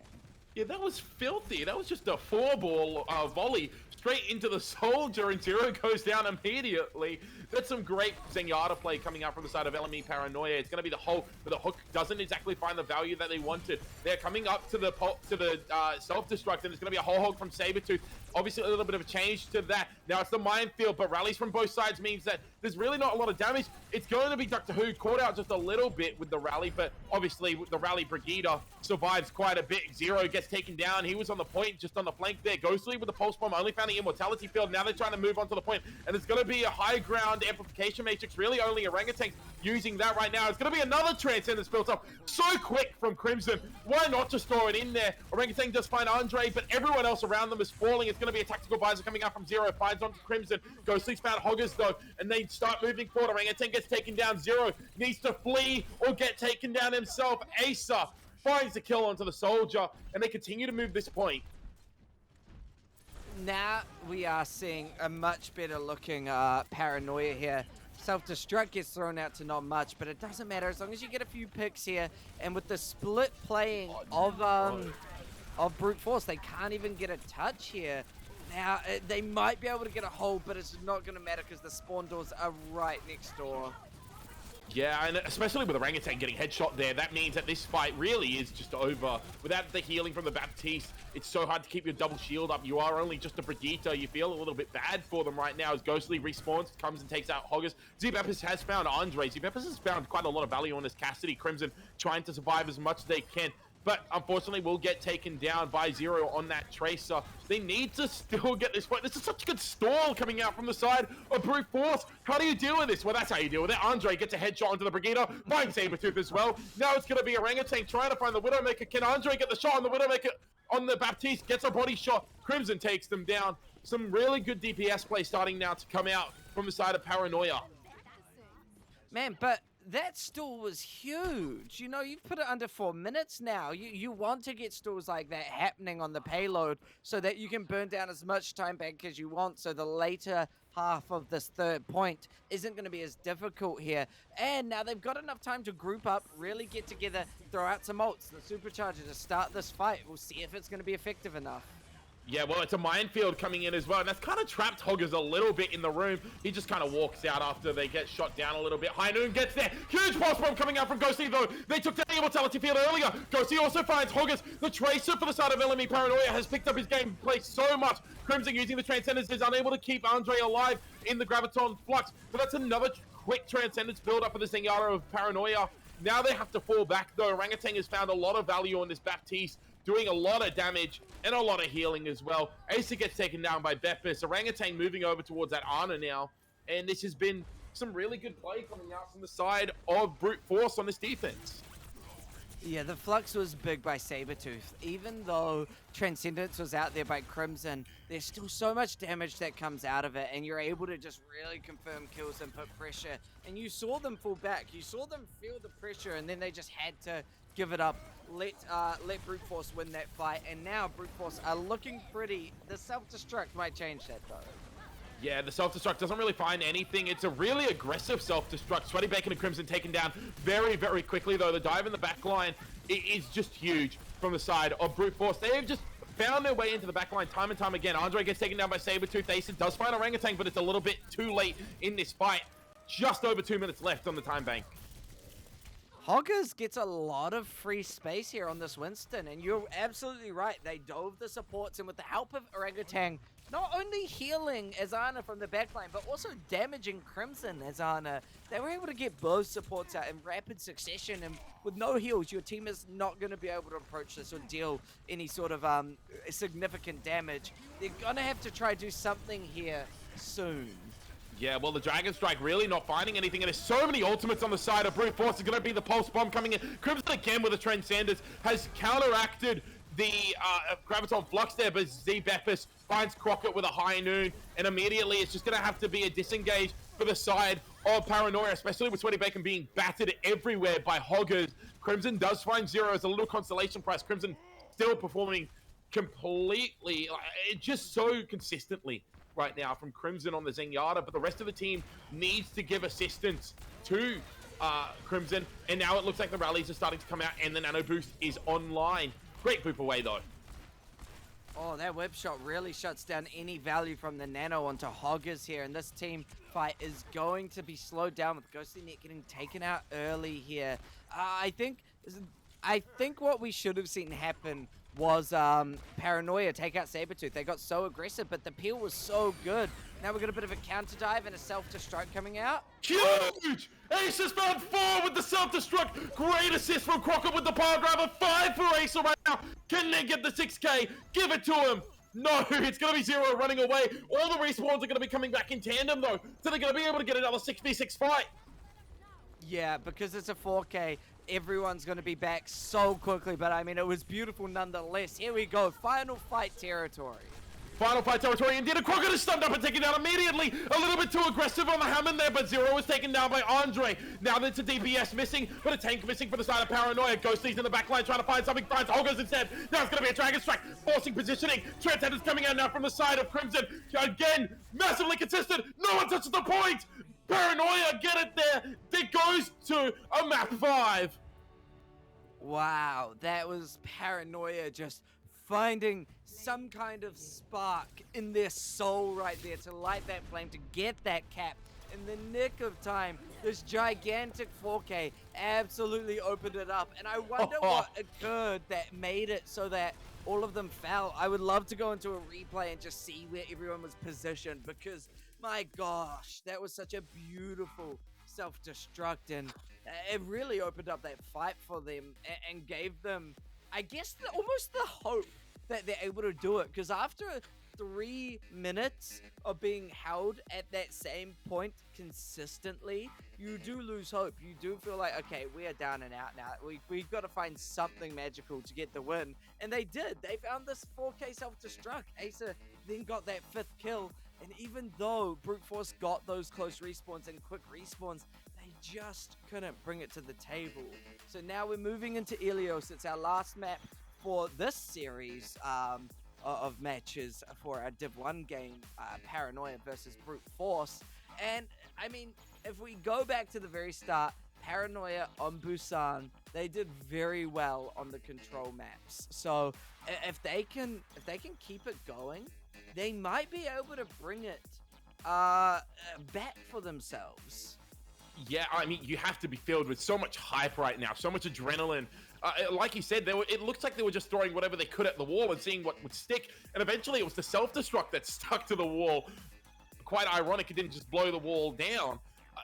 Really, really clutch play coming up from Paranoia and Brute Force. That has to be quite heartbreaking, honestly. You were looking so good in that third-point defense for just a couple of team fights to go not your way and to lose the map like that. A little bit heartbreaking, but I think coming into Ilios, they've shown that they have so much more flexibility than we initially thought at the start of this game. I think Paranoia might be in a bit of trouble here. They've really only won clutch fights. If they can continue to clutch it out, then most definitely. But he needs to be consistent. I think both these teams are definitely very closely matched, and that's a real testament to how they are Div 1 teams. You know, a Div 1 team should have a good hero pool in their wheelhouse. They should be able to be flexible in whatever they want to play and whatever comp they choose. And both teams are showing us that they're never down and out. There's never a time where they're losing, and they can always bring back that aggression and bring back that hope. So, I mean, I'm very excited. I'm glad that this match especially has gone so head-to-head and so close. Ilios, of course, it's going to be a whole new sort of battleground. There's not really a point that you just need to super focus on or push or anything like that.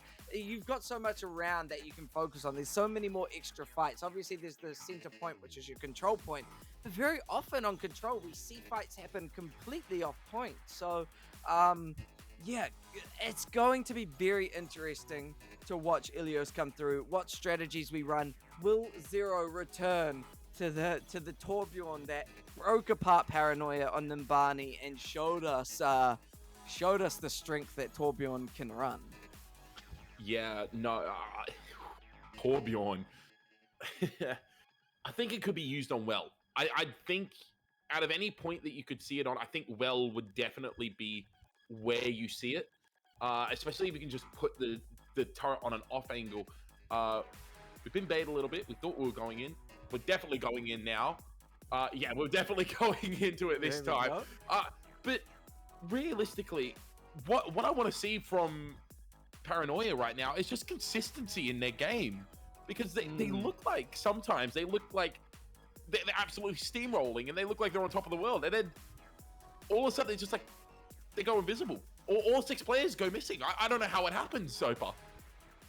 Yeah, I feel like it's a little bit of communication potentially, or maybe it's even just the confusion of what is being thrown at them from Brute Force. You know, Brute Force does seem to be a team that kind of pops a little bit of everything everywhere and sees if they can make success out of it. You know, it's kind of like baking. You just throw all the ingredients together and hope for the best. That's how baking works, right? It's not, you don't follow a recipe and it makes something. You just throw it all in a bowl and something comes out. That's how I do baking. Is that your baking style, is it? Yeah, that's my baking style, and I think it's successful. Nobody eats the food I make, but that's fine. You enjoy it. That's what matters. And it's actually, sorry to interrupt here, but Mega Pack Control has been immediately claimed from the side of Brute Force. They got there very quickly as zombie compositions coming out from both sides, but they need to play a little bit quicker here. Paranoia and Ghoster gets caught out immediately. That is so unfortunate. Without a hacks, it's so difficult to get onto anyone right now. Booping from Doctor Who onto Crockett, trying to get the monkey out of position there, and it is going to be Crockett falling to 0. They still have the Reaper there, so they still have a lot of damage, and the Moira is still there to output a lot of healing, but doesn't look like it's going to work in the end. Crimson has built up quite close to that Coalescence, and we'll probably get the Coalescence before Orangutan does, but it's going to come down to how they eat it here. That fight was won purely by taking out Ghostly Nest early. Ghostly Nest fell so early in that fight, and that means that none of your abilities are going to get disabled. Meanwhile, Zero's abilities is going to be able to stop your abilities. And look, Zero already has EMP, while Ghostly Net just hit 40%. There's the EMP. Yeah, there's the EMP, and the high noon comes out as well from Beppis, finds Andre. Beppis does go down to Crocker, but Crimson has fallen, so lots of healing has been taken out, and it's just going to be the rest of the team falling around Acer, as Acer is the last person taken down. Ghostly did get out. It was an early hack onto the Winston, but no one could really follow up on it in the end. No, yeah, I mean, that was just a big EMP, opens up the fight. Deadeye to confirm some kills, some nice easy kills, and now hopefully we see a little bit of a responsive EMP coming out from Paranoia. Yeah, it's going to be a Coalescence coming out from Orangutan, though, and with that ultimate, it's so powerful, so much damage, so much healing as well. Crockett's in the backline using the Primal Rage, but gets hacked up immediately. Sabretooth dropping the self-destruct right there, but Andre gets booped off the map. Remake from Sabretooth doesn't find anything, but Crockett fell earlier. This has been domination from Brute Force right now, and I'm going to be honest, I don't like the way that Ghostly's been playing this Sombra. He's been going on flanks, whereas I think for this composition, you need to be more with your team and trying to farm up EMP. Yeah, well, now we do finally have the EMP, so they're looking for somewhere to put it. The self-destruct comes out. What? That finds, sorry, that's a really early self-destruct that finds two. It's a huge boop from Sweaty Bacon who gets there. That's absolutely incredible hack onto Sabretooth. They win that fight with just a self-destruct. That's incredible. Yeah, that self-destruct was massive. They didn't even need to commit the EMP, and now they can use it for these staggered out fights in the sort of spawn doors here. So that was big. That self-destruct combo with Sweaty Bacon managing to boop some people into it. That's how you need to play. They need to keep this up. They need to keep their ultimate wheelhouse spinning now and use one after the other. There's the EMP. Yeah, and crucially, that hit Doctor Who, so there's no sound barrier available now. Orangutan goes down, so they're probably not going to invest. Actually, as I say that, it's going to be both teams using the sound barrier. It's going to be an EMP coming out from the side of Zero. Gets onto a few members, but a Death Blossom means that the progress is halted for a little bit. Sweaty Bacon does get caught out, though, and so did Acer as well. High Noon actually took down Acer from the mech. Z-Beppis finds Crockett, and it looks like they're going to go on to point. That was final fight. There's 95%. How many people can get back to recontest this point? I honestly slightly disagree with you on how that EMP worked. Sure, it got the Lucio, but it didn't. Everyone was so split up in that EMP that nobody can confirm any kills there. Now, we do see a little bit of stalled fighting come through. I hope they might be able to come back in the nick of time, but it's all up to Paranoia's clutch plays. Yeah, and there's a self-destruct. They've been clutched so far, but doesn't really find anything. Remake doesn't find anything either. It's a primal rage from Crocker, who stalled out this point so long. Andre actually finds Hoggers. They can come back into this right now, Paranoia. Acer is in the back line, falling quite low. Andre found Z-Beppis as well. The Tracer is back in this fight, and they are showing that they mean business. It looks like they're going to be able to reflip this point with no main tank and no secondary, and no main DPS, sorry. Ghostly finding Sabretooth and Zero falling, and the point flipping over means that there's still some life for Paranoia. Yeah, fortunately they were able to win that just in that dry fight of not many ultimates left. So hopefully now, Ghosty's nearly got another EMP. Hopefully they can position it in a way that gets just a little bit more value, confirms a couple more kills. Flanking through this right room, Coalescence comes out early. The EMP gets cancelled by the remake. Acer has just made one of the best plays that I have ever seen. It's going to be a Coalescence as well, finding Z-Beppis, but this fight has just gone so heavily in favor of Paranoia. Without the EMP, it's going to be so difficult for them to win the next fight and possibly even the round. I've never seen that in my life. I am shocked for words. A remake onto an EMPing Sombra. That is, you never want that to happen. That is, Acer must be feeling so happy right now. They got the 4K bomb. They shut down the EMP. Hoggers, though, shuts down another EMP. Yeah, it was Beppis with a flashbang. Stun Ghostly out the EMP. Crockett does use the primal range and finds a Orangutan, but Crimson goes down as well. They're trading 1-for-1 right now. Even trade. Bacon gets taken down. Can they get the even trade as well? Acer using that self-destruct. Can they break the shield in time? It do. It's going to be a primal rage keeping Hoggers alive, but he's so low. Falls to Andre. Sabretooth got D-Mech. Zero is on the point by themselves trying to fight it out. Doctor Who gets hacked up. Will eventually get taken down. Z-Beppis finds Andre. Tracer to Tracer duel is one on the side of Brute Force. Coalescence now coming in from Orangutan. Crucial ultimate build. Crocker finds Sabretooth, trying to get onto the coalescing Moira. It does so much self-healing though. 99.99 right now. Our overtime is burning down. But side of Brute Force, no one can get on the point. That is some terrific gameplay from Paranoia. They have clutched this round from the jaws of defeat. These teams are so even. these teams are going head to head and just giving us a show right now. Both teams showing us, you know what? You shut down our EMP, we shut down your EMP. You know, they show us that we can steal this map, you can steal this map. You know, it's both teams are copying each other to a T and giving us incredibly big plays right now. And I mean, Acer must be feeling so good. Honestly, both maps, the last map of Blizzard World and now Ilios, I feel like Acer has come through on this hero role again and again and again, being the hero for Paranoia with their self-destructs, with their remix. It's been insane.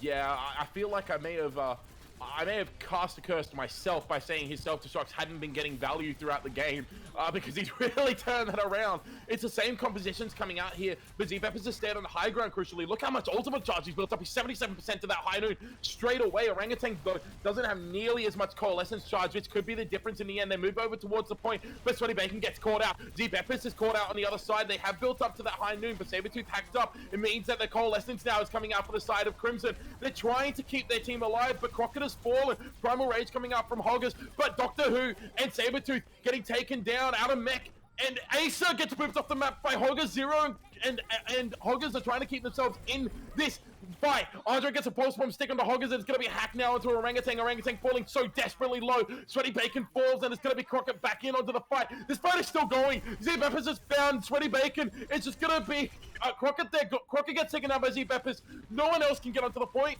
It looks like it's going in favor of Brute Force, but just as I say that, Doctor Who gets taken down by Crimson. Andre is finds 0, and the point flips in favor of Brute Force, 3% into counting now. Acer finds Zpeppers again. They're still fighting. This fight has gone on for absolutely a ludicrous amount of time right now. It's going to be Orangutan fading back into that point, but eventually it looks like Paranoia are going to take that fight. That just continued for so long. Yeah, Paranoia never really stopped that fight from happening, and even though the cap did go through for Brute Force and they got 22%, sorry, realistically, it was a fight win in a sense for Paranoia, and they don't want to stop. They're now fighting in this high ground, stopping the push from Brute Force. Yeah, but it's going to be a self-destruct and an EMP in that doorway, but the Coalescence didn't get impacted by it. Zero's found 2 in the meantime, and now it's going to be a sound barrier way too late. Crockett's gone off the map again. Ghostly takes down Zpeppers. Self-destruct coming in onto the point. Finds Sweaty Bacon. The stall doesn't look like it's going to last as long this time, although as I say that, Crimson and Ghostly are tagging in and out. Zero's found Crimson. 3 in the fight for the Tracer. Pulse Bomb gets eaten. It was stuck, but the fade meant that it dropped to the ground and was eaten by Sabretooth. And now it's going to be the fight win for Brute Force as Paranoia are forced to back away. Man, this is really back and forth. Both times, each team just aggressing and finding those picks, winning the team fight. Back and forth, back and forth. That's why we're getting these long, drawn-out team fights. Hopefully now Crockett will stay on the map this round and not fall off. But we'll see as Hoggers is ready to primal whenever they want. Yeah, no, 100%. They get the hack onto the Diva on the high ground, but again, on the high ground doesn't really mean much right there for the side of Paranoia. There's so many ultimates on the side of Brute Force, and just like that, Crockett's taken down by Zpeppers. Now it's going to be a high noon and a Primal Rage invested into this fight. They want to close this fight out with just a couple of ults. They don't want to have to use that sound barrier if they don't have to. Acer taken down by Zero right now. They could invest a Pulse Bomb if things get a little hairy, but no. It looks like a disengage has already come out for the side of Paranoia. They're trying to get onto Beppers here. Crockett may have overextended a little bit. No, able to get out. Can Crimson get out though on the Moira? Yes. And it's going to be Zero just kind of doing some dancing in the back line, but a fight reset it is. Yeah, that's a good call to reset, considering the time bank now. You're at 80%. You really don't want to, commit to a fight you lose. Oh, Acer has been hungry for these pulse bombs right now, eating them up. Now we've got a fight on our hands. Yeah, we do. That's a self-destruct. Crockett just walked into it. I don't know what happened there, but Crockett just walked into the self-destruct. Orangutan with the Coalescence is found. Sweaty Bacon and Crimson goes down to Zpeppers. Huge EMP coming out. That's 4 members of the team. EMP, but it might be a bit too late now. Andre is trying to find Orangutan, unable to find the Moira, and it's going to be Brute Force winning this round. We go to L. Man, taking us all the way to the end here. Both teams want this W, and they want it badly. They're showing us, you know, they never doubt it out. When one team's looking good, the other team finds something within them to just really bring on the pressure, bring on the pain. And it has been so much fun to watch on both sides. You know, you don't really in fights like these, you don't really root for a team in the end because you're just so excited by everything that's going on, and it's so much fun to watch. I mean, Sabretooth and Acer both playing Diva exceptionally well with their self-destructs, with their pulse bomb eating, with everything like that. Beppis has been in our mouths so much, just saying their name over constant kills. I mean, Andres, Crockett, all putting in the work. And now we're at this last point. It is anyone's game here, Harry. Yeah, no, it definitely is everyone's game. It looks like everyone has just woken up. They've realized it's a map 5 situation. No one wants to lose this. It's an early bubble now coming out from the side of Brute Force, and Crockett's in the back line, stunned up immediately. Everyone pounces on Crockett, taken down, but Orangutan has fallen very low. Doctor Who is currently gliding off the map, but no, gets back on. Orangutan falls though, so without the Moira, that's a lot of healing that's not there, but Ghostly falling means there's no damage for the side of Paranoia, and it means that eventually, if this fight continues on for a long time, it should be the win for Brute Force, especially Acer falling, not being able to get back in their mech. Doctor Who does go down, and Hoggers actually falls as well, but Crockett and Crimson falling means that this fight is over.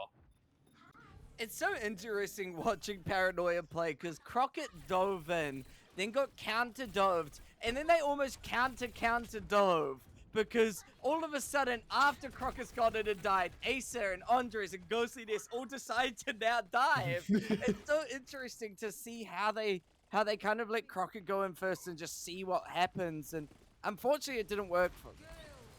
No, it did not work, and now we see a lot of ultimates. It's going to be a Coalescence and a self-destruct. Andre actually gets caught by the self-destruct, and Z-Beppis finds Crockett with the High Noon. That is really unfortunate. Without the main tank, they're just going to have to be forced to disengage. Ghostly does find Sabretooth, and there's a Primal Rage forced out of Hoggers, and no, this is so sad for Acer. Acer gets taken down there. Andre found Sabretooth, though, so they're without a Diva here. Brute Force. And without Tracer. Also doing the thing that they always do, which is just use all their ults here. And it should give Paranoia the power as Andres takes 3, 4. Yeah. Okay. That happened so nonchalantly as well. I mean, it almost felt like it wasn't really real what was happening there. Sabretooth goes into the pit, able to fly back out. Orangutan using the Coalescence. Now it forces the Death Blossom, which I mean, some good dance moves there from Ghostliness as Acer finds 3 in this fight as well. They're trying to come back in here. They're just stalling out a bunch of time on the point. And they're doing a really good job at it. It's just Doctor Who there now. And it should mean that this fight is over. 77% ticked up already, though, for Brute Force. We might be coming close to Final Fight territory if Brute Force win another fight. Absolutely right. I mean, realistically, that still did what it needed to, and that's get it to 77%, which means that if you win a team fight, you just need to hold for the last fight that's going to come through. But Andres was a machine, and that's what won them the fight. But because Andres got slow picks, like you said, it felt so slow, it meant the stack still could happen.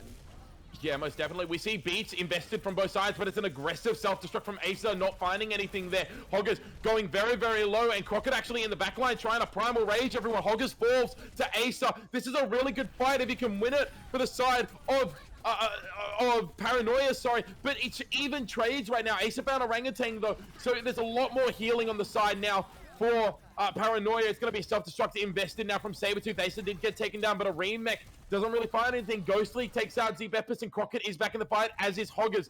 The Winstons now just kind of posturing apart from each other. It's a dive onto Crimson. They're trying to keep themselves alive. Sweaty Bacon takes out Zero, though. The Tracer is down. Primal Rage now coming out from the side of Hoggers, trying to batter Crockett towards his team. Doesn't really find anything, and it's going to be a D-Mech, and then a Death Blossom not finding anything. Fading out of there as Ghostly. Wraith form is pretty good and teleporting as well. Hoggers falls to Sweaty Bacon. It is going to be a team fight win. 73% has been ticked up. I didn't even realize how quickly it had been built up for the side of Paranoia. Yeah, that was still coming through once again. You know, they were able to stall it out, and unfortunately for the side of Brute Force, they couldn't confirm any kills, so it meant that the stall came back well enough that your whole team's there, and then you can start killing people. Well, this could be it. This is it. This is looking like final fight territory. Crimson gets moved off the map. Doctor Who has made the play. It's going to be post-support. It's invested, though. That could be a miscommunication that cost him. Sweaty Bacon gets Sabretooth off, but Andre falls off the map. Probably just a reset. Final fight territory coming in. No support ultimates on the side of Brute Force. What can they do here? I think what's going to happen is Paranoia is going to get aggressive with the Coalescence, with the sound barrier, and just get those quick kills. They've even got a pulse bomb. If Paranoia don't win this, I will be quite surprised and very impressed by Brute Force. Here comes the Coalescence. It's both support ults and Z-Peppers falls. It's going to be Sweaty Bacon booping Orangutan off. Doctor Who falls, and it looks like trials and tribulations. It seems like Paranoia are on track to win this. A self-destruct does find Sweaty Bacon, but Hoggers goes off the map thanks to a primal rage from Crockett.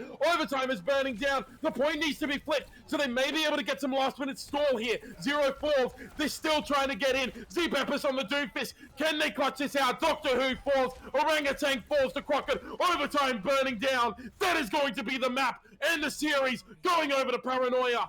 Great game from both teams. Wow, both teams were insane.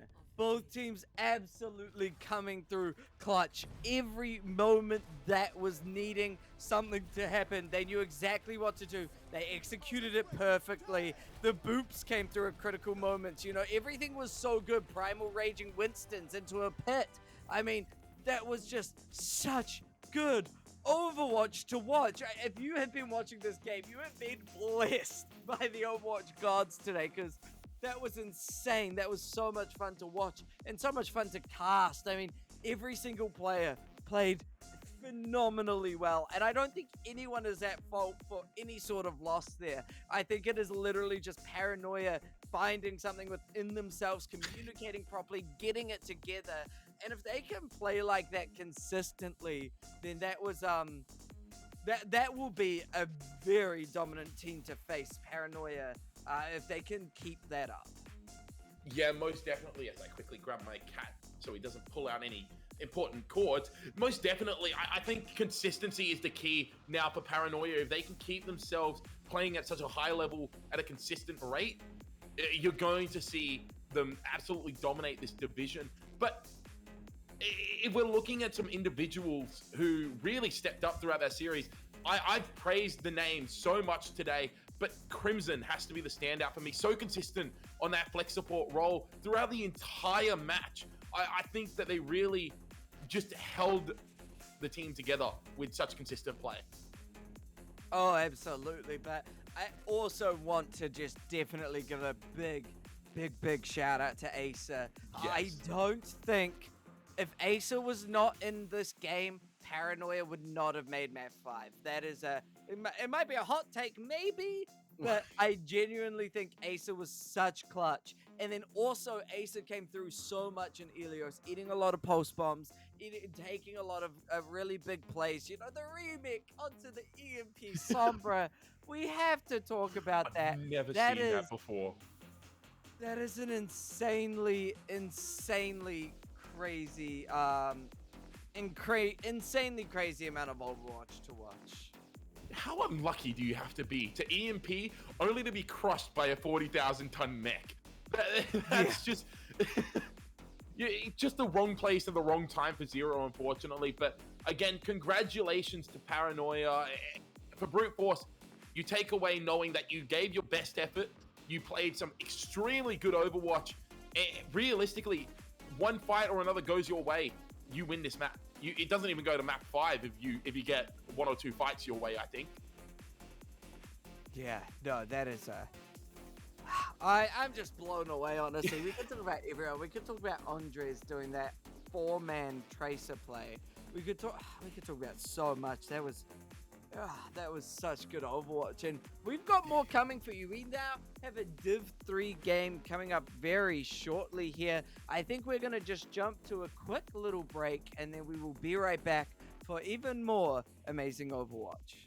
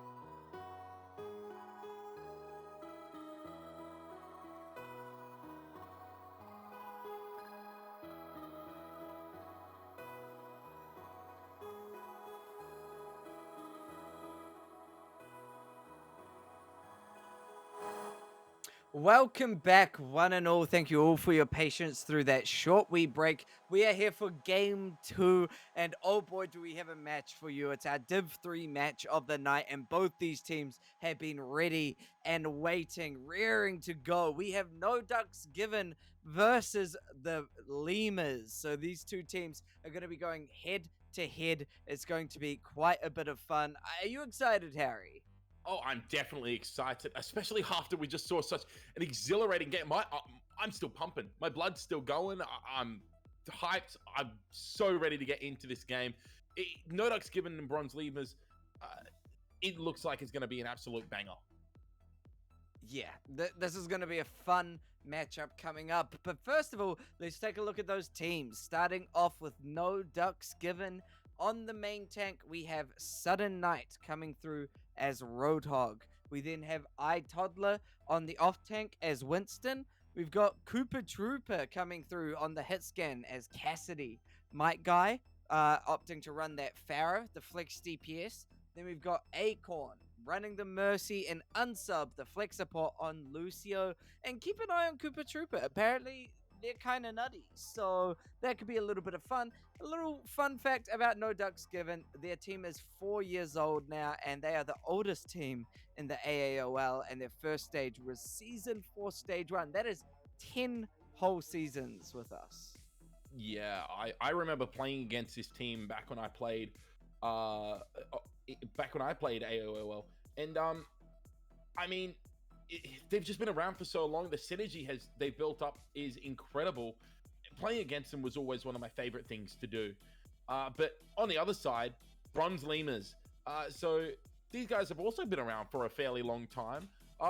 They've been around for around 2 years or so, and they were originally known as Bronze Johnsons. It's going to be interesting here. We see Razorback on the main tank, Arissa, Saturd Boy on the off tank on that Roadhog, Budget Fletter on the Cassidy hit scan, Pepadka. There we go. we'll go with Pat. We'll go with Pat for now. On the Flex DPS, the Tracer, White Cockatoo on the Lucio, the main support, and Deity on Flex support, Ana. This is an interesting composition. Both teams have shown some Roadhog as favorite heroes here. Does that raise your interest? Do you think that Roadhog is actually going to be played here today? I don't think so, but maybe.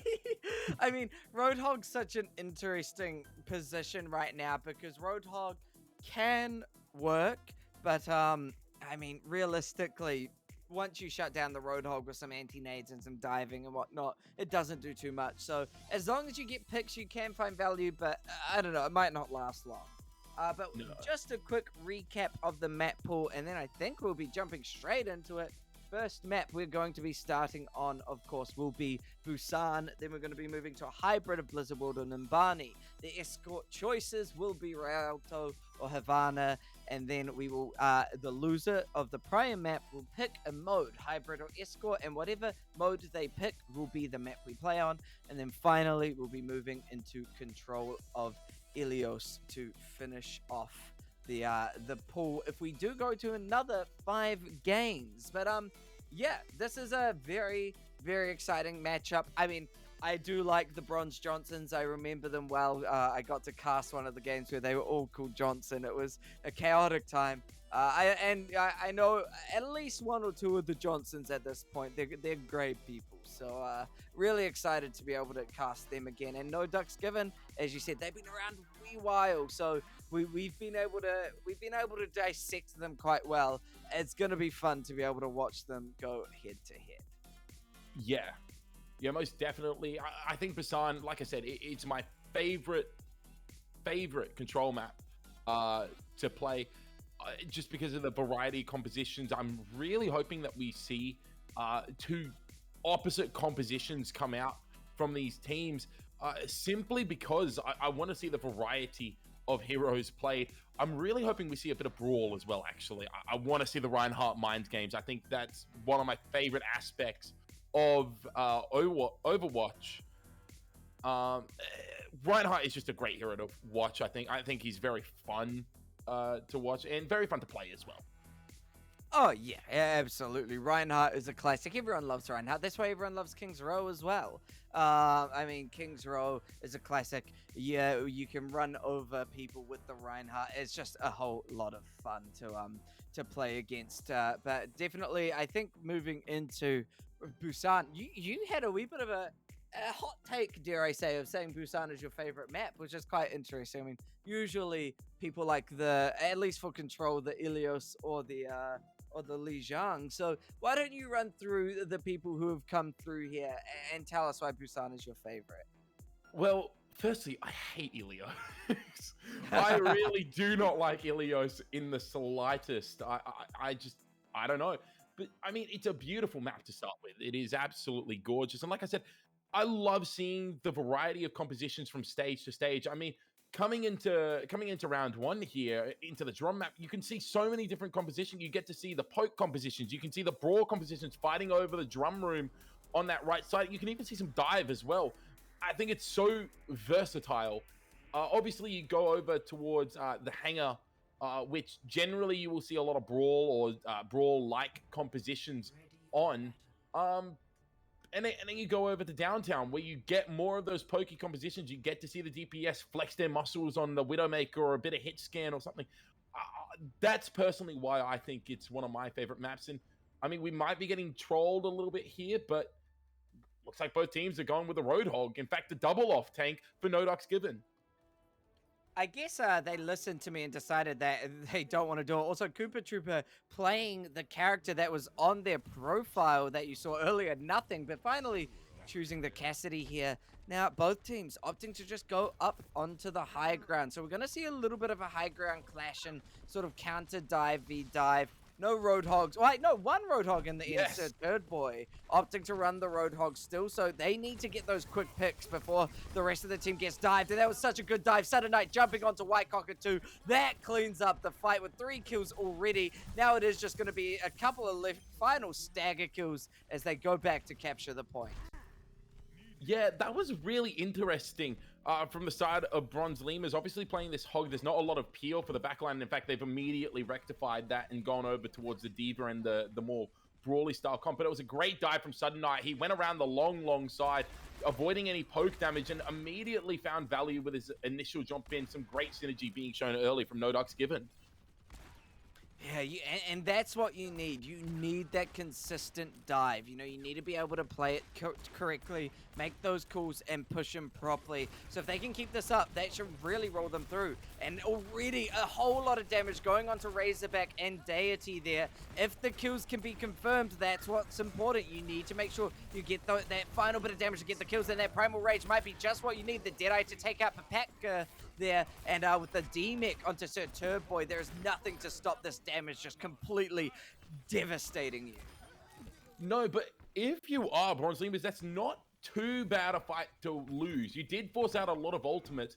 You are still having to fight against the Coalescence next fight, which isn't exactly great, but Deity's already built up 70% of theirs. It's all up to Papatka and Budget Fletter now to try and get this value out the same way that Koopa Troopa and Mike Guy on that Doomfist have been getting it. And here we go, Mike Guy diving right in onto Budget Fletter, feeling the pressure, but the heals are good, but the Coalescence from Acorn is better. Deity getting taken out, the self-destruct from my toddler into the backline. Nobody gets caught by it, but it leads to the deaths of every single player once again. Just a Deity, just a Sir Turdboy trying to stall it out. And again, this goes back to the first fight. Running out on something that wasn't that brawl composition means that even after swapping, you're going to be down ultimates. And because these fights have just taken place so far away from the point, and there's really been no control being fought over right now, we're at 98%. Yeah, Meteor Strike used by My Guy just to get away, but it might also lead to some kills here if used correctly. But the back cap comes through. We saw Papatka jump onto that point and capture it. Koopa Troopa does manage to get a Deadeye kill onto Papatka, and that could open up this fight for the recapture here for No Ducks Given. They just need to get those last few kills here. My guy trying to fight it, but getting a lot of pressure coming through from Razorback, and they throw out that Primal Rage just to throw these remaining players around. But Koopa Troopa gets a really good kill onto Budget Flitter, the self-destruct, not connecting onto much thanks to a good sound barrier by Unsub. My guy now getting the punch onto Razorback. That should really just clean up this fight, but not before an EMP comes through. My guy, though, punches the EMP into the face, into a wall. Final few stragglers for Bronze Lemurs are going to just try keep this point presence going up, but it is to no avail as Sir Turboy falls, and this point is slowly capping over. Just now, Budget Flitter with the Death Blossom. They do commit it as well, but the stun! No, you hate to see it there. You absolutely hate to see that, Harry B. No, you 100% do, and this has been such a good stall coming out from the side of Bronze Lemurs. I mean, eventually they will lose this fight, but I mean, they got it up to 57%. That's pretty admirable considering their position. That all started from Papatka getting picked off from that high noon. It was a great rotation to initially get to the point, but Papatka getting picked off there meant there was no hacks. Even with the unsub sound barrier being hacked out of existence, really not being able to get anything done with that. It got cancelled completely by Papatka coming back. It was just too little too late, unfortunately. Losing all that positioning just meant that No Ducks Given, and especially Koopa Troopa, just had all the room in the world, basically. Yeah, absolutely. And I'm surprised how much value Might Guy got when a Sombra was on the field. Usually Sombras tend to really make Doomfist struggle, but Might Guy knew exactly how to play to avoid the hacks and avoid anything that could stop them from having fun. Yeah, most definitely. I mean, Doomfist is just not a fun hero to play against in general anyway, even if you are a Sombra sometimes. But, I mean, massive composition swap coming in from Bronze Lemurs. They've gone over towards that Reinhardt Brawl style, and this is what I was saying. This is the map to do it on. They can get close very, very quickly. They just have to avoid the initial dive, and so far they've shown that they're very capable on this Doomfist pick. Pretty slow, actually. Coming from Bronze. Yeah, this is a slow push, but here it comes now. Winston and Doomfist diving together. That's the coordination you want if you're running a dive comp. Immortality, though, is going to keep this brawl alive, and at least the iToddler getting demech'd by Sir Turdboy. But they've got so much presence. Look at where they're positioning themselves. It's letting the brawl fall back. They may not be capturing, but this brawl cannot push through because they have the doorway completely surrounded at all angles. Already a Primal Rage. Dragon Strike finds Koopa Troopa. Are they going to be able to get any value out of it? Not when Mike Guy is punching Papatka, but now they should be able to push through. They just need to get those last few kills, and the Amplification Matrix should be what unlocks those kills. The point is finally getting captured by iToddler, but it might now be a little too late. It's just those last few points of percentage that they want to try and get. That may have been the strangest fight that I've seen in a while. They took so long. That was like 30 seconds of the point being unlocked and just not being captured. They could have had 40% of the point right now, No Ducks Given. Unfortunately, no one went back to capture that point while they had the brawl composition. You're right, in that choke point, exactly where you wanted them. Now they have Graviton Surge and High Noon built up. I don't see how you win this if you are No Ducks Given. You need to eat the grab, and unfortunately they don't. Grab and shatter to the face. The sound barrier, though, does stop any damage coming through. My Guy now takes out Papatka, and this could unlock the fight here for No Ducks Given. Oh, especially with a Deadeye of 2. My Guy then finishing off Budget Flitter.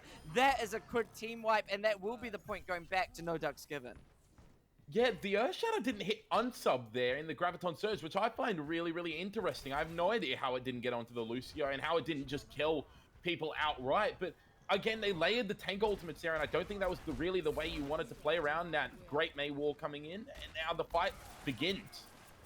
Yeah, that Maywall just zoning half of No Ducks Given off. Unfortunately, it didn't help much because the Coalescence was going to keep No Ducks Given alive. Getting pushed all the way back to spawn. Bronze Lemurs need to find something good, and unsub falling might just be the key to victory for them. They just want to get aggressive now. They need to find a couple more picks. The shatter onto iToddler and Koopa Troopa means they're taken out. My Guy gets found by Budget Flitter. The self-destruct does take out Sir Turboy as they try to touch, but that will be ultimately a fight win with just some supports left to straggle on point. Yeah, and I mean, that was just a great shatter there from Razorback. Getting onto the Cassidy on the right side meant that there was really no damage being done. And there was no one to follow up on the dive as well, especially because the Diva got shattered to the ground as well. Now they're going to be coming back in. They don't really have any ultimate. Sudden Knight's forced to use the Primal Rage extremely early. That's Primal Rage just trying to displace someone, and it displaced Razorback enough to get the kill from Acorn here. But Sudden Knight gets frozen up. That's where May is so good on the hangers here. You know, May can just wall, freeze people up, shut them down, get no value, and it's working wonders. Budget Flitter now takes out Mike Guy thanks to the really good wall there. And it is just going to be a slow but sure fight win for Bronze Lemurs. Yeah, I mean, the stagger kills are coming in now. And I mean, this is where for Mike Guy, you need to question how much value you're getting on this Doomfist. Because right in that fight, you kind of got bullied a little bit. Is the Meteor Strike really worth holding on to overall get weaker value in the neutral fight? It seems like it is to them. Yeah, they want to commit it. Coalescence, Deadeye coming out. Deadeye gets blocked by a really good Maywall there, but Sudden Knight did take out Papaka. The Blizzard comes out, but doesn't get much value. In fact, I think it got cancelled by the kill there. The Meteor Strike also not getting too much value, but at least giving enough room for No Ducks Given to start pushing and getting aggressive, getting these final few kills. Sir Turd Boy falling so low. White Cockatoo is all that's left to stall it out. Razorback does get back on time, but gets punched by Mike Guy there, pushing them right into a barrier. The point gets captured just in the nick of time. And that was just better ultimate usage coming out from the side of No Ducks Given there. They really pushed through that choke point really efficiently. And despite Sudden Knight getting shattered and going down, my guy had found enough value in the backline, making me eat my words a little bit there, forcing out all the cooldowns needed and the shatter not being able to hit him. As the fight continues again on this left side here, they need to get to point quickly. Oh, the Maywalls are really causing a little bit of havoc, especially for Sudden Knight as they get taken out so quickly. Grab, unfortunately, doesn't connect onto much, but Budget Flitter and Deity are putting in all the work, so it doesn't really matter. Bronze Lemurs want to go to the third point of Busan. They need it right now, but iToddler and Koopa Trooper are not down and out of it just yet. Koopa Trooper now finishing off Sir Turboy and Razorback here. Sudden Knight's now back, and Papaka is all that is left to try and stall this out for Bronze Lemurs any way, shape, or form, but it's not going to come through enough, I think, as they get taken out. White Cockatoo, Budget Flitter are now back. They're going to try something, anything, but it's just not enough, and that first map goes to No Ducks Given. Yeah, Bronze Lemurs showed quite a bit of life in that round, actually, but realistically, it comes down there to the missed Graviton Surge from Bronze Lemurs. I mean, he unfortunately missed Koopa Trooper, which allowed him to get onto the high ground and use the High Noon, and then pick up a couple more kills after the High Noon as well. I think it was 4 kills in the end that Koopa Trooper was able to find in that fight. Deity fell very early as well, unfortunately, so wasn't able to get up to that Coalescence. And the self-destruct, I don't know how it managed to pick off White Cockatoo, but the Lucio unfortunately was unable to survive that, leaving just the tanks on the point. And with a fresh mech and Koopa Trooper kind of chilling out on the high ground uncontested, there wasn't really much that the Zarya and the Reinhardt could do but stand on the point and hope they could flip the point and hold it for a little bit. Yeah. No, absolutely. It was a little bit unfortunate for Bronze Lemurs, the situation of some very lucky sort of self-destructs getting those critical kills. But also, Bronze Lemurs, they did look a lot more alive in that second fight, and it seems like they do prefer this brawl comp. Potentially, it might be worth them choosing a map that is going to give them more a brawl value, and my thought process for that would be, at this point, I think Blizzard World. I don't know. Before I said the brawl won't work, but for the previous team because of how good the dive was back and forth. But I do think Blizzard World will be, as they do just choose Blizzard World right there. I do think it will be the map choice for Bronze Lemurs right now. Yeah, it looks like they have gone with Blizzard World, and that's pretty good, I think. I think for Bronze Lemurs, you looked pretty promising on the Reinhardt. You definitely looked like you showed more life on that Reinhardt than you did on the Winston. Although we have seen this before where one team looked like just earlier, it looked like it looked like that Brute Force wouldn't be playing a lot of the Winston, and then they pulled it out, and they were actually doing a lot better than Paranoia. So maybe here we can see Bronze Lemurs do the same thing, pull out the Winston compositions and look better than No Ducks Given on them. But for right now, I think Blizzard World, you're right, is the correct map choice for them. Now, and in terms of Blizzard World, though, if No Ducks Given want to run this Winston dive still, they can. You know, they're able to play up on the high ground on that balcony. Bronze Lemurs just need to utilize the Lucio speed boost to really rush upstairs, get onto the high ground, push them off, and then start taking that point presence. Bronze Lemurs, I think they have a chance here to take No Ducks Given down. They just need to play correctly, play smart is basically what they need to do here to really show some good dominance. Yeah, I think what we're going to see if they do play this Reinhardt composition on the attack here is they're going to be trying to just force their way either all the way up onto the high ground and take that high ground, push all the DPS off of it, or they're going to go on the low ground and try and get themselves directly to point, and then force the rest of the team of No Ducks Given to follow them to point where they can brawl it out. It looks like they got the Roadhog pick here, but it might be a little bit of a prank. We've seen this before. They're still in spawn. But it does look like that they're going towards that brawl style. And I think if that is the case, you'll see them go underneath, especially with the Pharah making its presence known. Yeah, this Pharah pick from Mike Guy, going from Doomfist to Pharah. I feel like two very different heroes and very different play styles. It's going to be interesting to see how Mike Guy goes, and Budget Flitter and Papatka, they're going to be pushed to the limit even, trying to find Mike Guy and take them down. I think that's going to be the goal here. Currently, Sir Turd Boy is going to go Roadhog. Yeah, that's an interesting pick, and I don't really like it, especially with the Pharah being there. I think you need the Diva to mitigate some of those rockets, and it doesn't even look like they're going underneath. Where are they going to go here? This is interesting. Are they just going to run straight down the middle? Yeah, that is exactly what they're going to do. They're trying to catch out Sudden Knight. Sudden Knight still has the jump available, and the hook misses. Oh, man, yeah. Oh, what a good pick onto Sudden Knight, though. Sir Two Boy doesn't need the hook to get the kills there. And, I mean, yeah, when the team's not playing on the high ground, you can just run it straight down. Take that point presence. That's exactly what they're going to do. Trying to fire strike iToddler. It does get eaten up, but iToddler feels so much damage from behind thanks to Sir Two Boy. My guy, though, takes out Deity. And that is a beautiful first pick if you want to recontest here. And now with Sudden Knight back, the recontest is going to be real. iToddler and Sudden Knight putting a lot of pressure onto Razorback. Razorback needs the support to stay alive, but unfortunately, when you got a Pharah in the sky rocket barraging you down, you cannot stay alive, and that is a team wipe as they only got one tick to their name. I tell you the turning point to that, it was an anti-nade from Acorn on from the high ground and Deity being picked off as a result of it. It meant that there was absolutely no staying power for Razorback or anyone to be able to just stall it out. And as long as someone could stay on the point, it meant that eventually No Ducks Given, they got their respawns back and were able to win that fight outright. Now we've got ultimates coming out on the side of Bronze Lemurs. How can they turn this?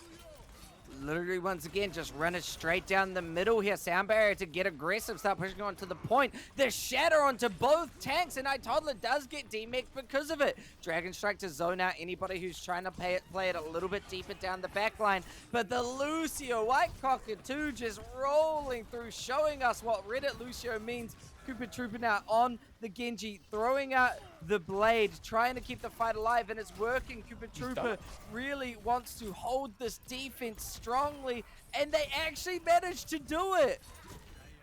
Yeah, how many kills did Koopa Troopa get in that fight? He felt like he got everything. It felt like he got all of the kills in that fight right there. I mean, Koopa Troopa played that expertly. It looked really bad for the side of No Ducks Given, and a lot of ultimates were invested by Bronze Lemurs. It looked like it should have been cleaned up, but Koopa Troopa with just a clutch individual play. Sometimes it doesn't require the team to be there. Sometimes you just need to do it yourself, and that is exactly what we saw from the side of Bronze Lemurs. Now we see the swap over from Sir Turd Boy over to the Diva, and I think this is the smart swap. The whole hog is essentially useless with the Diva there, and no one really was going to get pinned away by that Hawk. Now, we're desperately trying to shut down Mike Guy, but Mike Guy throws out that Rocket Barrage, takes out probably the most crucial player of all Deity right there, but Sudden Night does fall. Unfortunately, it's not going to be enough as Mike Guy and Cooper Trooper are just going to put so much pressure onto Bronze Lemurs. Yeah, I mean, this is just... unfortunately, this is just disappointing here for Bronze Lemurs. It was all right play there from Sir Turdboy to get in the face of Mike Guy, but unfortunately, he spent just a bit too long trying to deal with that Farah with no real support on how to deal with it, and it's just been a bit too slow from the side of Bronze Lemurs. They really need to get onto someone, but there's really no one that they can rush down. They just need to get to the point and hope that they can catch out Sudden Night before he jumps away. These rockets are just pelting down from the sky, causing so much damage to anyone who's trying to approach. I mean, they have to use sound barriers so early just to stay alive, and with your Sudden Night, Primal Raging in your backline, you just can't stand still. You don't know what to do. The Dragon Strike doesn't connect onto much, unfortunately, but the Shatter is good. Takes out iToddler, finds Acorn. Finally, maybe they can do something, but not before Cooper Trooper wipes out your backline. 3, maybe make it 4 to your name if you're Cooper Trooper, and Mike Guy is still there to finish off these kills. The tank, all that's left, Sir Turdboy finished off. That is pretty much a full hold. They got a little bit of point percentage, a tick, and sort of 63% total to their name. Oh, Bronze Lemurs struggling to push through. Yeah, and I mean, again, Cooper Trooper, individual play, got the nano boost from Acorn just before Acorn got shattered. I thought it had actually been cancelled, but I mean, Cooper Trooper really pulling out some clutch plays there. Bronze Lemurs looked like they may have been able to win that fight and potentially take the point, but it was just falling apart, unfortunately. Mike Guy had stayed alive for way too long. I don't think Mike Guy died during that round at all. I think it's just a bit unfortunate for them that he was able to just stay in the sky for so long. It was a good attempt from Sir Turboy to try and put some pressure on it. And now we're going to see the Farah and the Mercy be mirrored in return on the defense here from Bronze Lemurs. Cooper Trooper sticking on that Genji, and why not? You've been performing so well. And yes, we see some Winston coming out as well.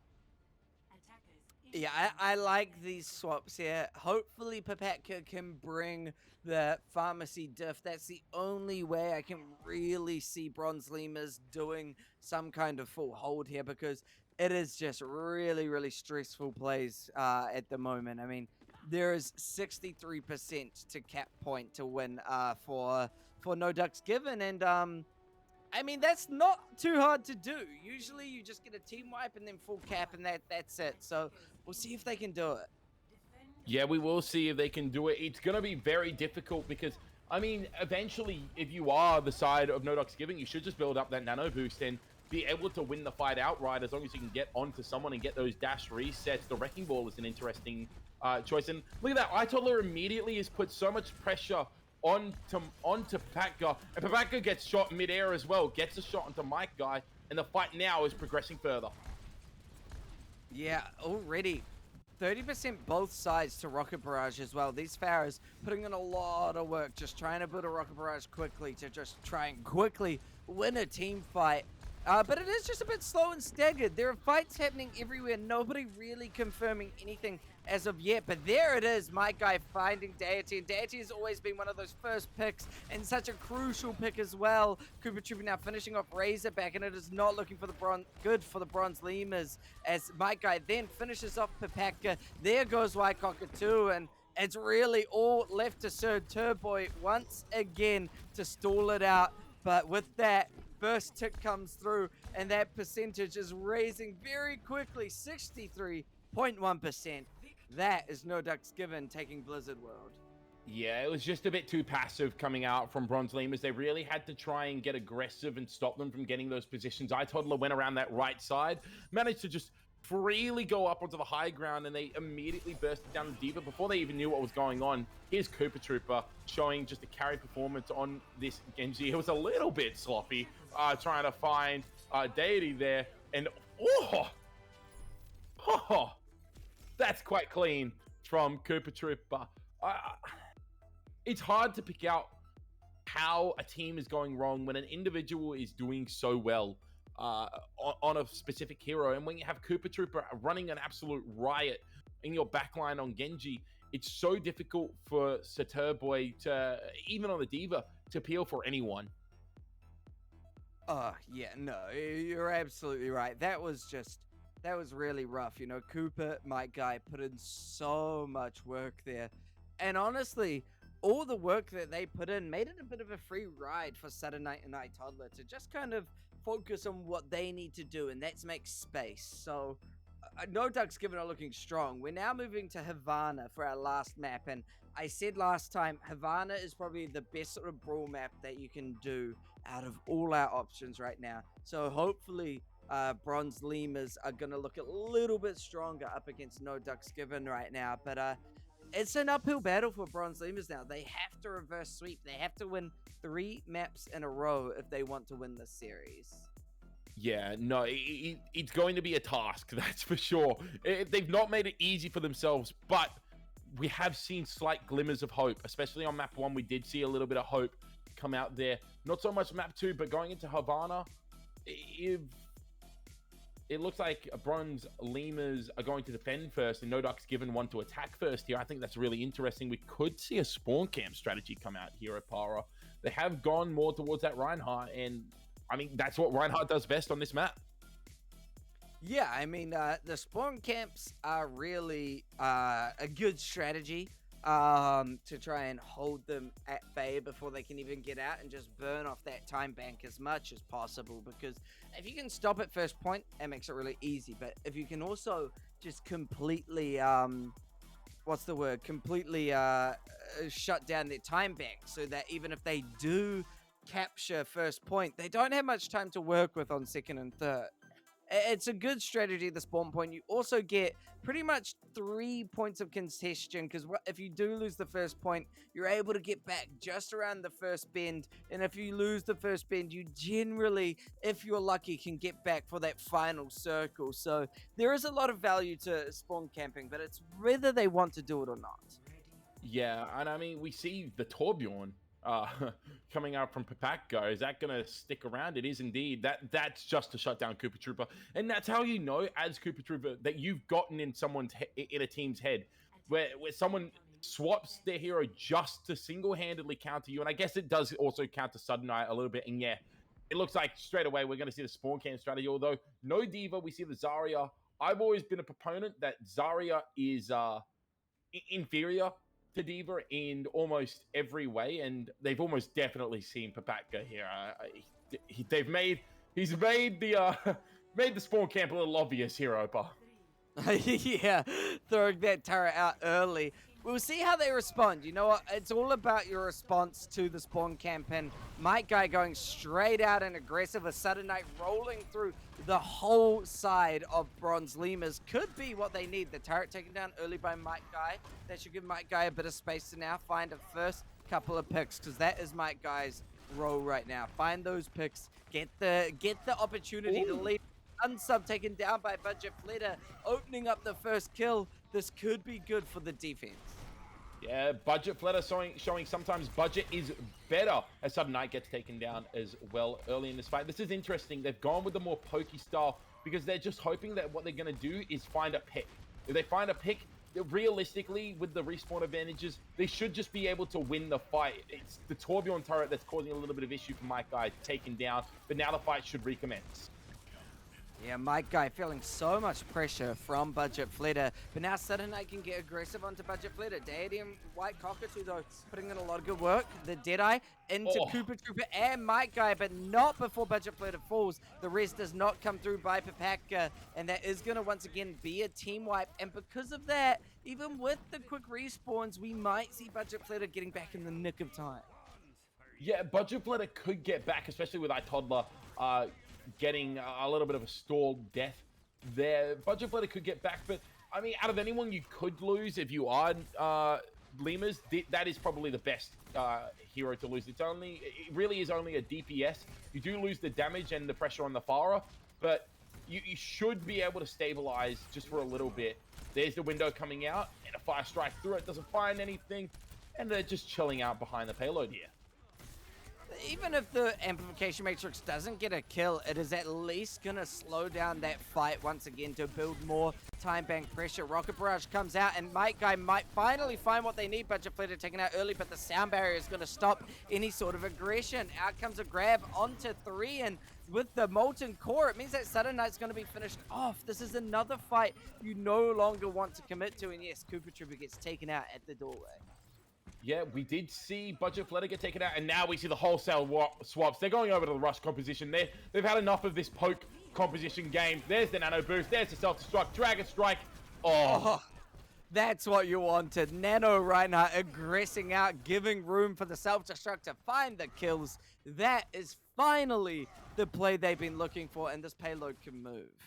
Yeah, and it was really, really decisive from the side of No Ducks Given. They were just like, you know what? No. We're not, it's not, the poke comp's not working. We're just going to go and beat them at their own game. And they did that. The Earth Shadow is online for Razorback. How does Sudden Night play around this? Yeah, and that wall is a way to do it, but the Shatter lands onto 2. The Immortality saves both Sudden Night and Koopa Troopa. Because of that, Sudden Night can start getting aggressive, but there's an Immortality as a response. The Shatter lands onto 2, but Razorback is going to fall as well as Sudden Night. No more Reinhardts. Means that this Amplification Matrix is going to have almost free reign, but not when Koopa Troopa is shooting you down. Now you can push in front of the Amplification Matrix, get aggressive onto the back line. Even with Razorback charging back, this should be a pretty dominant performance currently coming out by No Ducks Given. Yeah, but no one was on the point that whole fight. So it's still on that first corner. Realistically, it's on the second corner right now. They can still get involved. High Noon coming out. Razorback getting so aggressive, just trying to protect them from the Deadeye, but the Deadeye turns around on the turn point. Razorback finds a beautiful shatter, but do the kills come through? Not when there's a sound barrier coming out to stop any damage that is going to happen. Razorback now swinging for victory, takes 2 to their name. Budget Flitter decides, I'm going to help finish off my guy. Self-destruct from iToddler doesn't do too much, but the remake onto White Cockatoo at least brings some semblance of hope here. Sound barrier by Unsub just to keep the fight alive long enough for Sudden Night to come back. With the freeze onto the iToddler and the shatter from Razorback just as Sudden Night gets back. Sudden Night says, I just got here. I want to play the game. Let me play. Blizzard goes a bit deep, but it is enough to freeze up most of the team here. Mike Guy is all that's left though, and that is going to be overtime ticking away. A full hold from Bronze Lemurs, and Bronze Lemurs are looking so much better than before. If there's one thing I can say there, that is an MTD. Terrific play coming out from the side of Razorback on that Reinhardt, building 2 shatters in what felt like 10 seconds, honestly. He was just on fire with using his cooldowns. Realistically, that is what you needed to see this entire time, and now we're seeing it. That there's a bit of hope in the air for Bronze Lemurs. I said about the reverse sweep, and they might be able to bring it. Yeah, now, realistically, sorry, go for it. No, they heard you. They heard what you were saying about the reverse sweep. You've channeled their inner demons, Opa. Absolutely, and now realistically, we have to see the same thing come out by No Ducks Given. Like No Ducks Given actually have to try the spawn camp now because they can't let it around the first bend. If they let it around the first sort of bend there, they've essentially lost the game. Yeah, I think you're 100% right, and they're going to try this spawn camp strategy. And like I said, this generally is only used to stall a bit of time at the first point, just because, I mean, it's so effective. It takes a little bit sometimes to get out of that spawn door, and you have to try and maneuver around the main wall. But realistically now, they need to win these fights. They need to win at least 3 of these fights to have a hope for it. What is this? Is this a Roadhog flank? Oh, the Roadhog flank could be huge if they get a pick, but Sudden Night goes down early, and that's actually bigger for Bronze Lemurs here. That's a huge early first pick. My guy gets taken out early as well. Razorback putting in a lot of work to keep this fight going. Koopa Troopa taken down so quickly, and they literally looked at No Ducks Given and said, you think you can spawn camp us? We made the spawn camp. We were born in the spawn camp. You merely adopted it, and that is a way to completely destroy it. My goodness, Razorback is a very handsome Reinhardt right now. He is performing at a different level at this current moment, and we see again Sir Turd Boy setting up for the flank. Actually, everyone's setting up for the flank. Oh my goodness, they're all in the staircase here. They're packing the staircase so far. But they know they're going right up it. There is a clash on the staircase, and Papakas are the unfortunate death from that. Koopa Trooper getting a really good kill. The shatter from Razorback, unexpected and works so well. Charging Sudden Knight right into the backline, takes them out. Koopa Trooper though finds Budget Flitter, and this payload just needs to move a little bit more so they cannot lose any more people, and losing Unsub is devastating, especially when an Amplification Matrix is going to throw so much damage out there towards No Ducks Given. They have to hide, and now the Amplification Matrix and Deadeye comes out. Deadeye from behind gets caught by Sir Turd Boy. Koopa Trooper falls because of it. Whole Hog now pushing anyone who wants to touch off the payload. Unsub hiding behind the payload, just trying to stop it moving. This payload is not allowed to progress, and even though the shadow doesn't connect, Unsub will die. And finally, Bronze Lemurs take a map to their name. I think I need some training from Razorback, because that was absolutely insane. I have no idea what I just witnessed from the Reinhardt on the side of Bronze Lemurs. That was domination. That was just complete and utter domination. Look at this guy. He's on 6% ult charge at the start of this. He just continues swinging. There is no such thing as your right click. He's built up so much of that ult charge straight away and stalled out so much time on the point. It's incredible to watch this happen. Oh, I mean, when you get a masterclass in a hero in Overwatch, you have to take notes, and that was an absolute masterclass by Razorback on the Reinhardt. Knowing when to swing the hammer, knowing when to put the shield down, knowing perfect times to shatter. Now we're moving into Nimbani, and there might be room for Reinhardt to work for Bronze Lemurs. It's once again a hard map to do it, especially when we know iToddler and Sudden Knight, they are going to be playing that dive. They're going back onto the Winston. There's no way they're not. But if Bronze Lemurs just path correctly, they can make it work. Yeah, it would have to be pure ego at the moment for Sudden Knight and No Ducks Given to actually want to play the Reinhardt composition against Razorback in the form that he's in on that hero. But you're 100% right, and I think this bodes a bit of trouble now for the side of Bronze Lemurs, because now they're going to have to adapt to the Winston comps again. They didn't look like they knew how to do that on Blizzard World. Maybe they just weren't expecting it on Blizzard World. Maybe that everyone they've scrimmed on Blizzard World has played that Reinhardt rush composition. But you need to be ready to make some hero changes, I think, if you are Bronze Lemurs, and the Reinhardt that you roll out with, if you do roll out with the Reinhardt, doesn't work out originally. Yeah, absolutely. You know, you're not wrong there. You have to adapt, and what that exact adaptation will be, it's hard to tell. Maybe a Reaper, maybe running the Roadhog to get those hooks to stop the dives, maybe a Brig to whip shot the Winston back when they jump at you. All of those are really critical things that you can try and do to stop any sort of dive coming at you. But you also need to have someone who can take that high ground presence and push them off. So if you're able to get maybe an Echo, continue the Pharah plays, something like that, that might give Bronze Lemurs that little semblance of hope to continue on going and bringing us to a fifth map. Yeah, and I mean, a second fifth map would be absolutely insane. And I mean, they're not even rolling out on the Reinhardt. They've just gone straight to the Winston. Even they know that Reinhardt on Nimbani, like we said in the last game, not really a match made in heaven. It's interesting to see that the Torbjorn is still being played and that the Cassidy is still being played. And what that tells me is that they want to play a really, really passive style, almost like a counter dive style. They want to lure the side of No Ducks Given in, and then they want to essentially try and dive on the tanks with all of the damage and all of the sustain there from the Brig, the Ana, and the Cassidy. They should be able to take control of that and get onto Sudden Knight. They do need to be careful of Mike Guy, though. Yeah, you've got to play it correctly here. Budget Flatter has to be looking for Mike Guy at this rate. White Cockatoo has to put in a lot of work to stop the dives, but White Cockatoo taken out early by Mike Guy. That was not the position you want to be in, and now Sudden Knight's able to jump up to the high ground and pump a lot of pressure onto Budget Flatter. The stun comes through just on time to stop the kill on Budget Flatter, And if they can stall it out long enough, we might see White Cockatoo back on time, but not with Sudden Night getting so aggressive. Finally, a dive back comes through by Sir Turdboy to stop Sudden Night's dive, though, and that could hold this point for just a little bit of time. Yeah, just too aggressive there from Sudden Night. They needed to posture a little bit before they tried to get onto that honor, and unfortunately no one else was prepared to go in with him, as we see Sir Turdboy actually get demeched late. That bodes well for the next attack for Nodox, given they have so much free range now.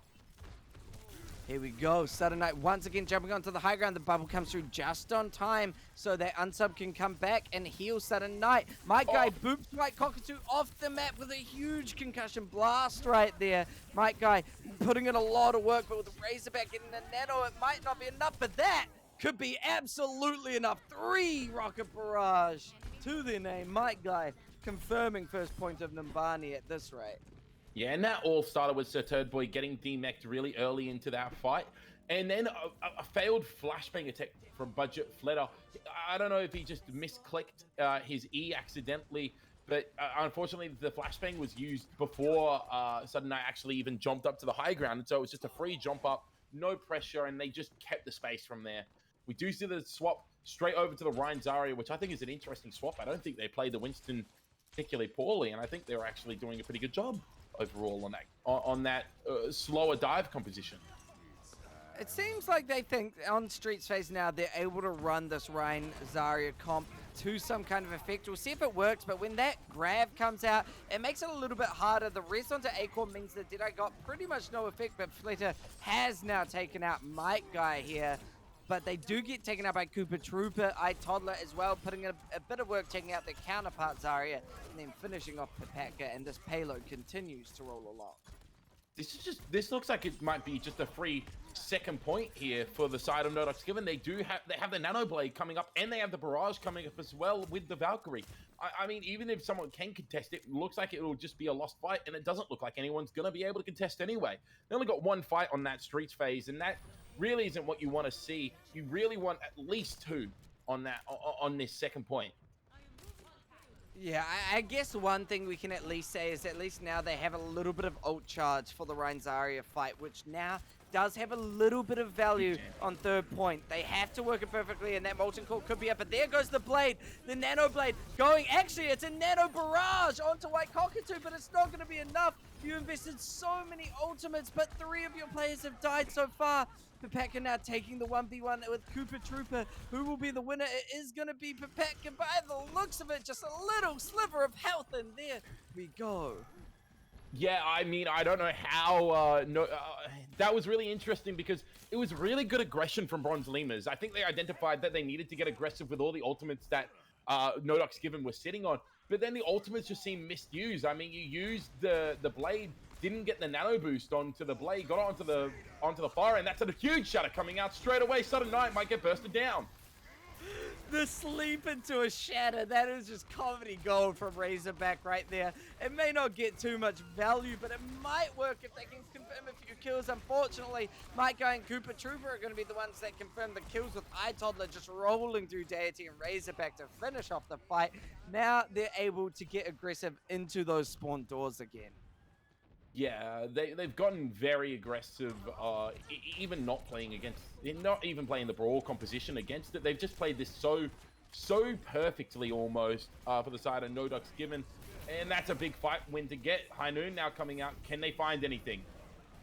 With a Primal Rage throwing you around, it actually gives you both tanks. The Primal Rage might have actually pushed Budget Fletter into a better position there. Devastating to see, and now Razorback can get so aggressive. You just give up that fight. You see Acorn jumps down to die and reset. Yeah, but you've got 3 minutes to hold on to this, and there's a Graviton and a Barrage and a High Noon coming up for the side of Nodox Given. So unless they bottle these ultimates as well, you think you're pretty in favor right now of Bronze Lemurs, who do have a Graviton Surge in return. It's all about who uses the grab first and who gets better value from it, and it looks like they're going in to use it now. That is exactly what they do. Oh, what a smart grab. The grab Molten Core stopped the Rocket Barrage getting any value. You probably didn't want to use it inside the grab. Oh my gosh, what a combo right there. They did manage to keep a few ults though. Yeah, they managed to keep Shatter, and they managed to keep their amplification matrix, they did end up investing the molten core in the graviton surge, but ultimately that was just used to win the fight. Now you see Mike Guy, who used the barrage in the graviton surge, swapping over to the May pick. We still see the grab for the side of iToddler and the nano, so we're probably going to see a grab and a nano Ryan coming in for this fight with a Torbjorn turret behind, trying to get value. Huge shadow. The Deadeye from high doesn't get anything, unfortunately, but Sudden Knight's going to be the one with the nano trying to put in some work, but being on the wrong side of an amplification matrix is going to lead you to fall to a Lucio there, White Cockatoo, getting so many picks. Yeah, and that was the Acorn having to use the anti-nade really, really early to keep himself alive because the Torbjorn turret is just hiding in the background there, and no one took it out. Papatka's placed this turret in a perfect position. Great play coming out from the side of Bronze Lemurs, and ultimately it needs to be a little bit cleaner right now for No Ducks Given. They have been kind of losing fights where it looks like they should be winning based on ultimate advantage. Oh, what a beautiful boop coming out from White Cockatoo, forcing No Ducks Given onto the low ground here and giving a little bit of value now for Bronze Lemurs. They want to get aggressive, but that May Wall is going to make it a little bit harder. Immortality comes out, and with Papatka taking down Sudden Knight, there may not be much hope left. Mike Guy gets taken out by Sir Turd Boy, and this is where the Ryan Zarya Brawl playstyle works so well. That's what they were aiming for, was making this third point be their victory phase. God, that was such a good flashbang from Budget Flutter because it stopped Sudden Knight from getting really aggressive with just the damage that was put in while he was stunned. And then it forced him to kind of reconsider the shadow because you could tell he was looking for it in that. So Turboy now has the Graviton Surge, and this is going to be interesting. I think you need iToddler to eat this if you want to win this fight. Oh, Razorback had to shield up. The shadow landed onto nothing. The grab now connecting onto 4. Immortality to try and keep them up, but it's not going to be enough when the Molten Core comes from behind. The Deadeye takes out Unsub, and that is a clean wipe of No Ducks Given. Yeah, 20 seconds left. If someone can touch, they have the High Noon, and they're going to come up on the Blizzard here, but I don't know if anyone is going to be able to touch. It's going to be all up to Unsub, who's going on the high ground here. No one's really watching it, so he will get the touch. Sound barrier to get aggressive into their sort of spawn here. Unsub trying to go for the back cap, but it's not going to work as iToddler started to get aggressive. Cooper Trooper actually getting 2 to their name, and that might be enough for No Ducks Given to start getting aggressive. Sudden Knight just trying to protect any damage coming through from Papatka on the flank here. Budget Flitter and Sir Turd Boy a bit too deep. You kind of want to regroup at this point now with White Cockatoo and Budget Flitter. This is looking so good for No Ducks Given. They really turned that around. It looked like they were going to be out for it, and I thought that was the right play, getting aggressive, but a great build-up of the mail for Mike Guy and good usage as well. Now they have to walk out into the amplification matrix. How can they stall at this point? Immortality just to save Razorback, and the turret takes out Mike Guy, but is it going to be enough when Cooper Trooper takes out Sir Turd Boy? The self-destruct from iToddler gets 2! The hero plays are coming through, and it's Toddler who's on the board. Toddler just wants to finish off these last few stragglers. Acorn takes out Budget Flitter, and now it's White Cockatoo. All that's left, playing on the payload, trying to stop him moving, trying to give enough time for Razorback to come up on the Hammond, and that will be point captured in the nick of time. It was so close to be the opposite way. No Ducks Given getting very lucky thanks to a clutch self-destruct coming out from iToddler. I mean, I thought that after the grab fight, it might be over, but because the fight just happened so early, it really didn't end up mattering in terms of the time bank, especially because no one was guarding the high ground for Unsub to come back and touch it. iToddler making some huge individual plays to get them through that final fight.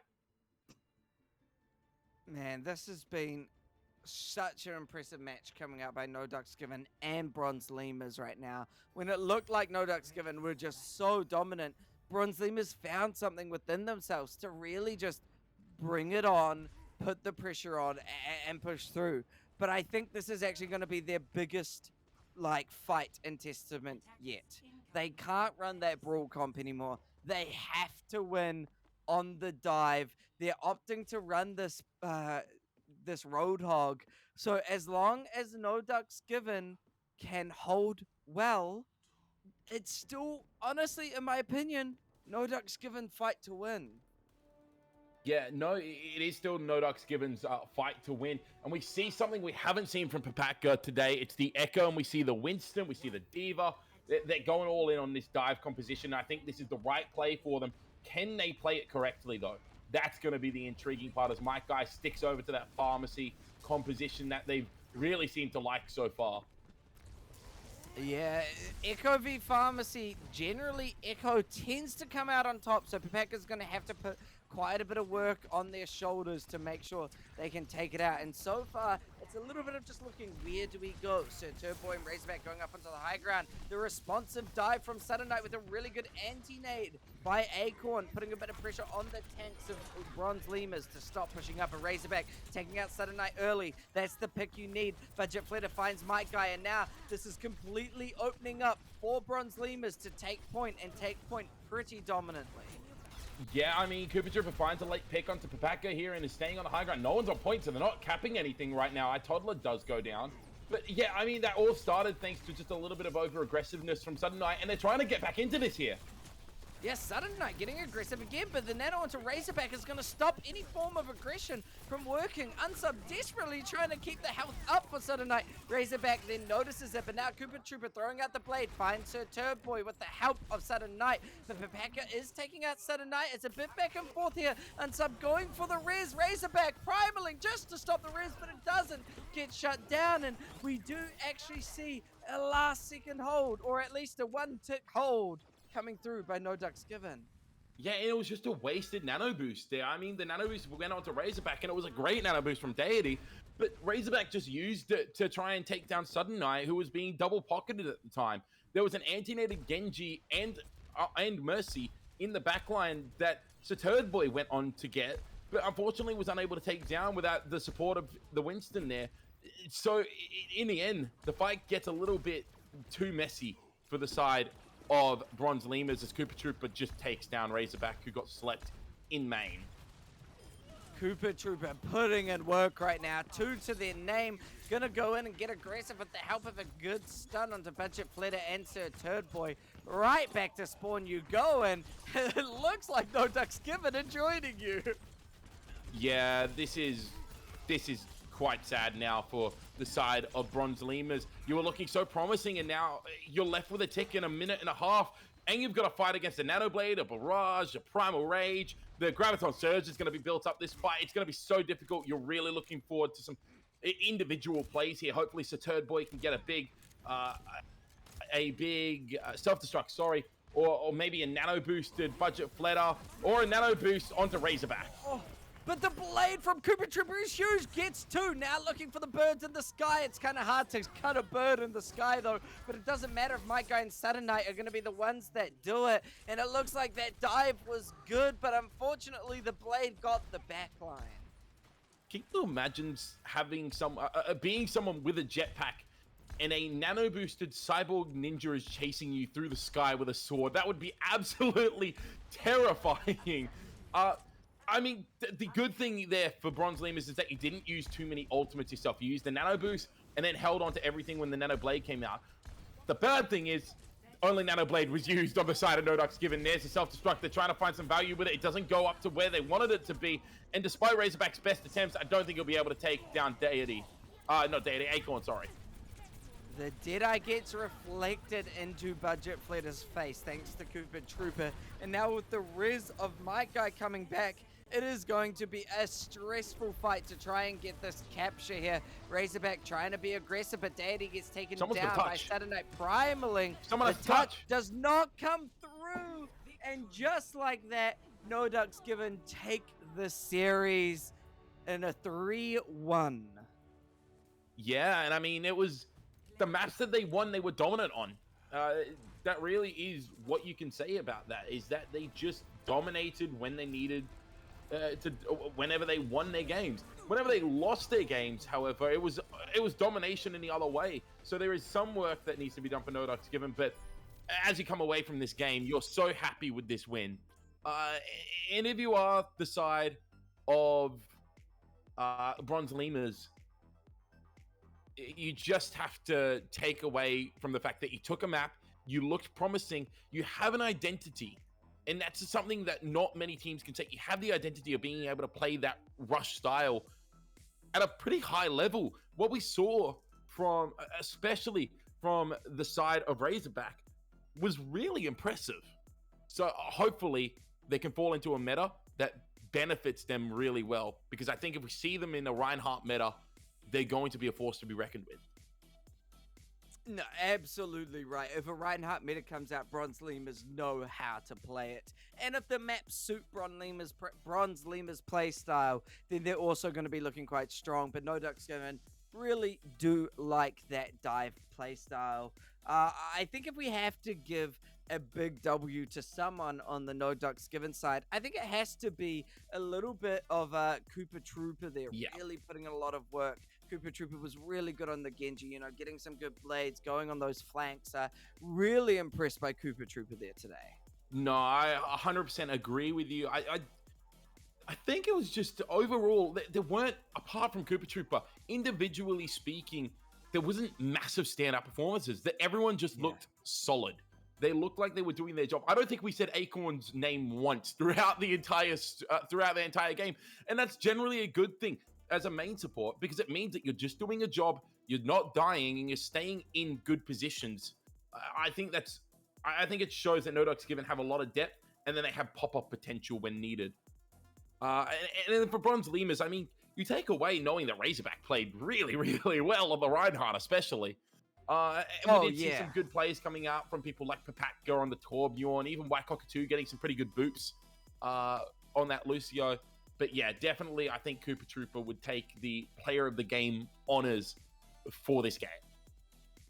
Absolutely. Now, a big thank you to everyone who came out. We had 2 great matches tonight, a Div 1 and a Div 3. It's been a whole lot of fun. Big thank you to everyone who's come out, supported in the chat. Shout out to Krusler for throwing a whole bunch of subs into chat. You have been insanely generous today. So big thank you to you. And yeah, thank you to everyone who's joined. Harry B, thank you for coming and casting with me. I hope you've had fun. Yeah, I definitely did. And a big thank you to coming out and casting with me, Opa. That was an absolute stellar day of Overwatch. Absolutely. Now, we'll pull up our final credits here as we finish off the night. Just to have a few extra wee thank yous to everyone who's come along. Of course, big thank you to our event producers, AOESports, Gat and Bees for today, and Koalas Esports, Bees and Sdogga, our event coordinators, Bees, Gat, Raiden, and the AOE staff. Thank you, Temporalic, for streaming this and giving everyone the content they've come out to watch. Of course, the casters for tonight were Harry B and Opara. Go follow us on Twitter and all those things. You know, give us some love.